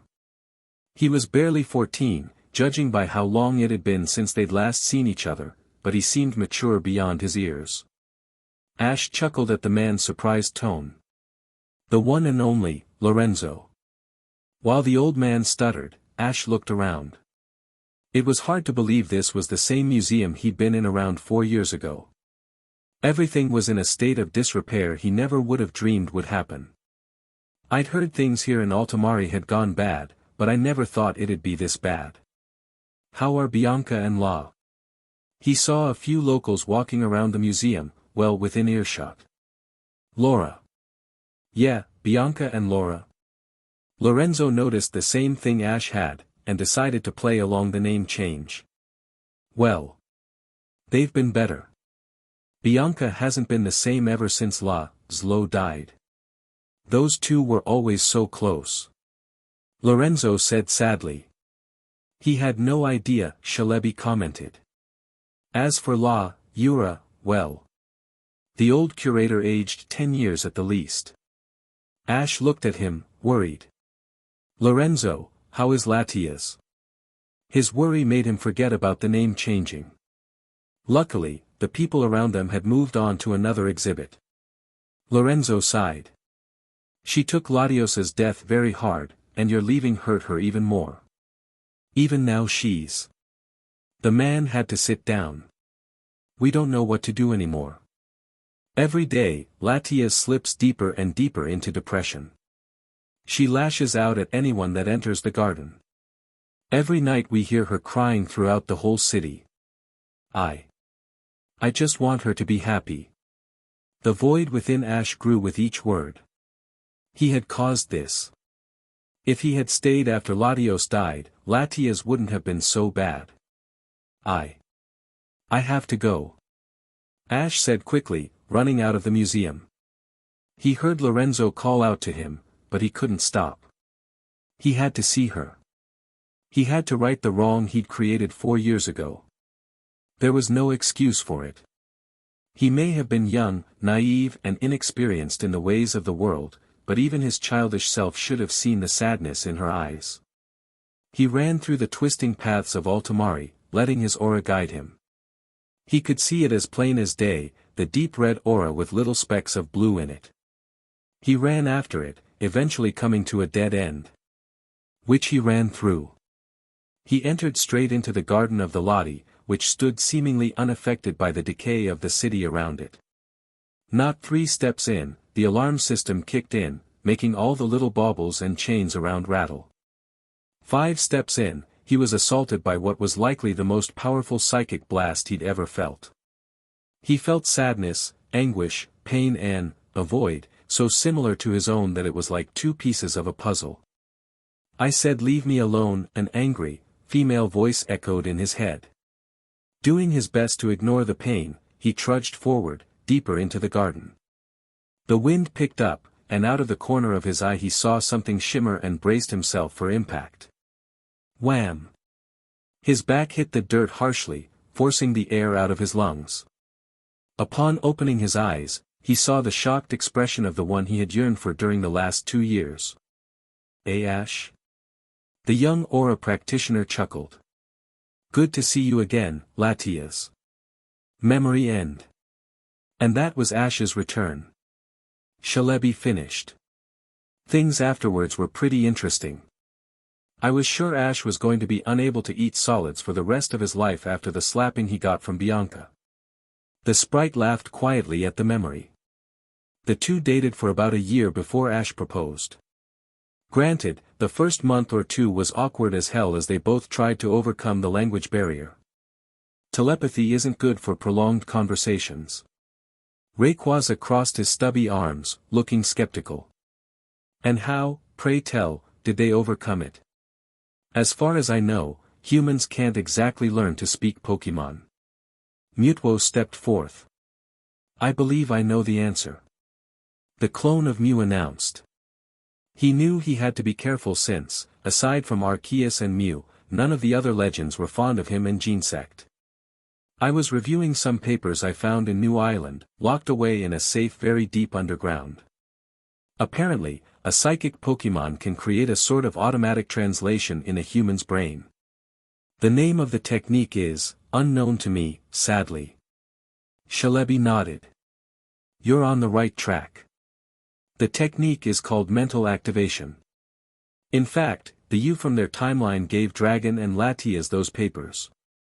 It's how she learned to do it and gave Dragon the ability. Arceus tilted his head. Dragon? It was the question on everyone's minds, and Arceus was only the first to say it. Celebi shrugged. After a few years as the Guardian, Ash abandoned his name and became Dragon. Only Latias and his children call him Ash anymore. Everyone nodded at the explanation. Regigigas looked at the image of Dragon for a few moments. This has yet to explain his transition from innocent child to a man who kills in the blink of an eye. Once more, Celebi sighed. That is a bit of a painful story.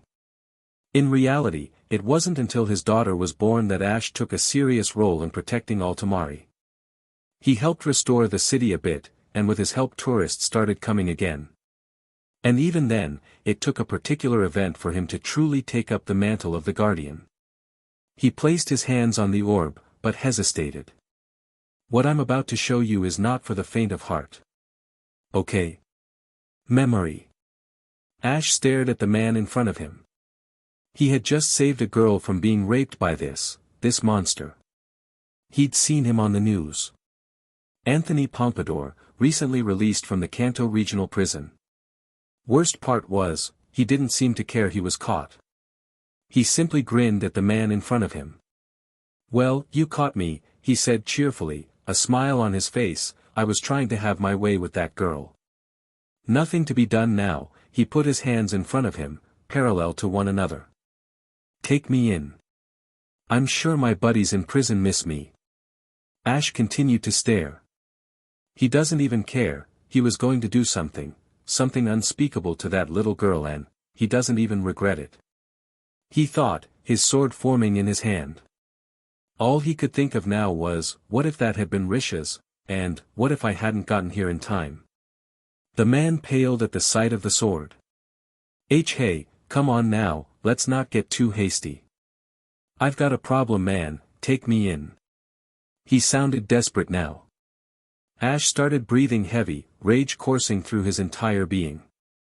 He slowly raised his sword. Come on, man, take me in. Men are arrested. Ash muttered, fury burning in every word. His sword came down swiftly, splitting the man's head in two. Dogs are put down. He chopped at the corpse's head a few more times, rage guiding his hand. Memory end.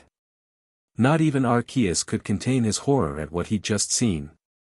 The man deserved death, sure, but what Ash did was just brutal. It did help, in a way, to see him retreat to his home, trying to contain the bile rising up his throat. He'd just taken a life, and the significance of that action was dawning on him. Ash never did forget that kill. Celebi commented. He hates that memory. He'd do anything to forget it. But at the same time, it keeps him human. The feeling of having taken a life is dreadful, but he knows that there are times a person has lost their humanity. I took the liberty of checking the timelines in which Dragon let the man live. Various disturbing images appeared on the orb. No matter how many times he was imprisoned, he never changed. In the end of all the timelines, he gets killed, either by Dragon or death penalty. Arceus shook his head. How had humanity fallen to such depravity? With the Guardian of Altomare becoming a fully fledged vigilante, safety in the city skyrocketed and the prisons were full of the people that made it dangerous. He became such a public image that the mayor of Altomare gifted him the key to the city, and he is, unofficially, a member of the police. I don't know why, he seemed pretty murderous to me. Xerneas was wary of the man. As a being of life, the wariness was justified. Yveltal seemed to love him. Yeah, a little, but look at the people he's threatened so far. Celebi pulled up the images. The Team Rocket goons, who, let's all admit, have been one hell of a thorn at Ash's side since the day he started his journey. The legends all muttered some sort of agreement. But he let them go on purpose. As for the guys his team did kill, now those guys were real BSTRDS in his world. The King's hunters would hunt down and kill any human that mated with a Pokemon and would conduct lethal and highly illegal experimentation on aura-capable people. It was nasty, really. Everyone nodded, realizing that they may have judged the man too soon. Deoxys was looking around, however, checking every corner of the Hall of Origin. Arceus took notice. Deoxys, is something the matter? The biomechanical DNA Pokemon turned to the Alpha Pokemon. Noting, sir, it's just that. He pointed to the spot between Rayquaza and himself, which was now empty. Where did Latias go? And that is all, folks. I hope you enjoyed, and see you next chapter. This is Blade of the Poet, logging out.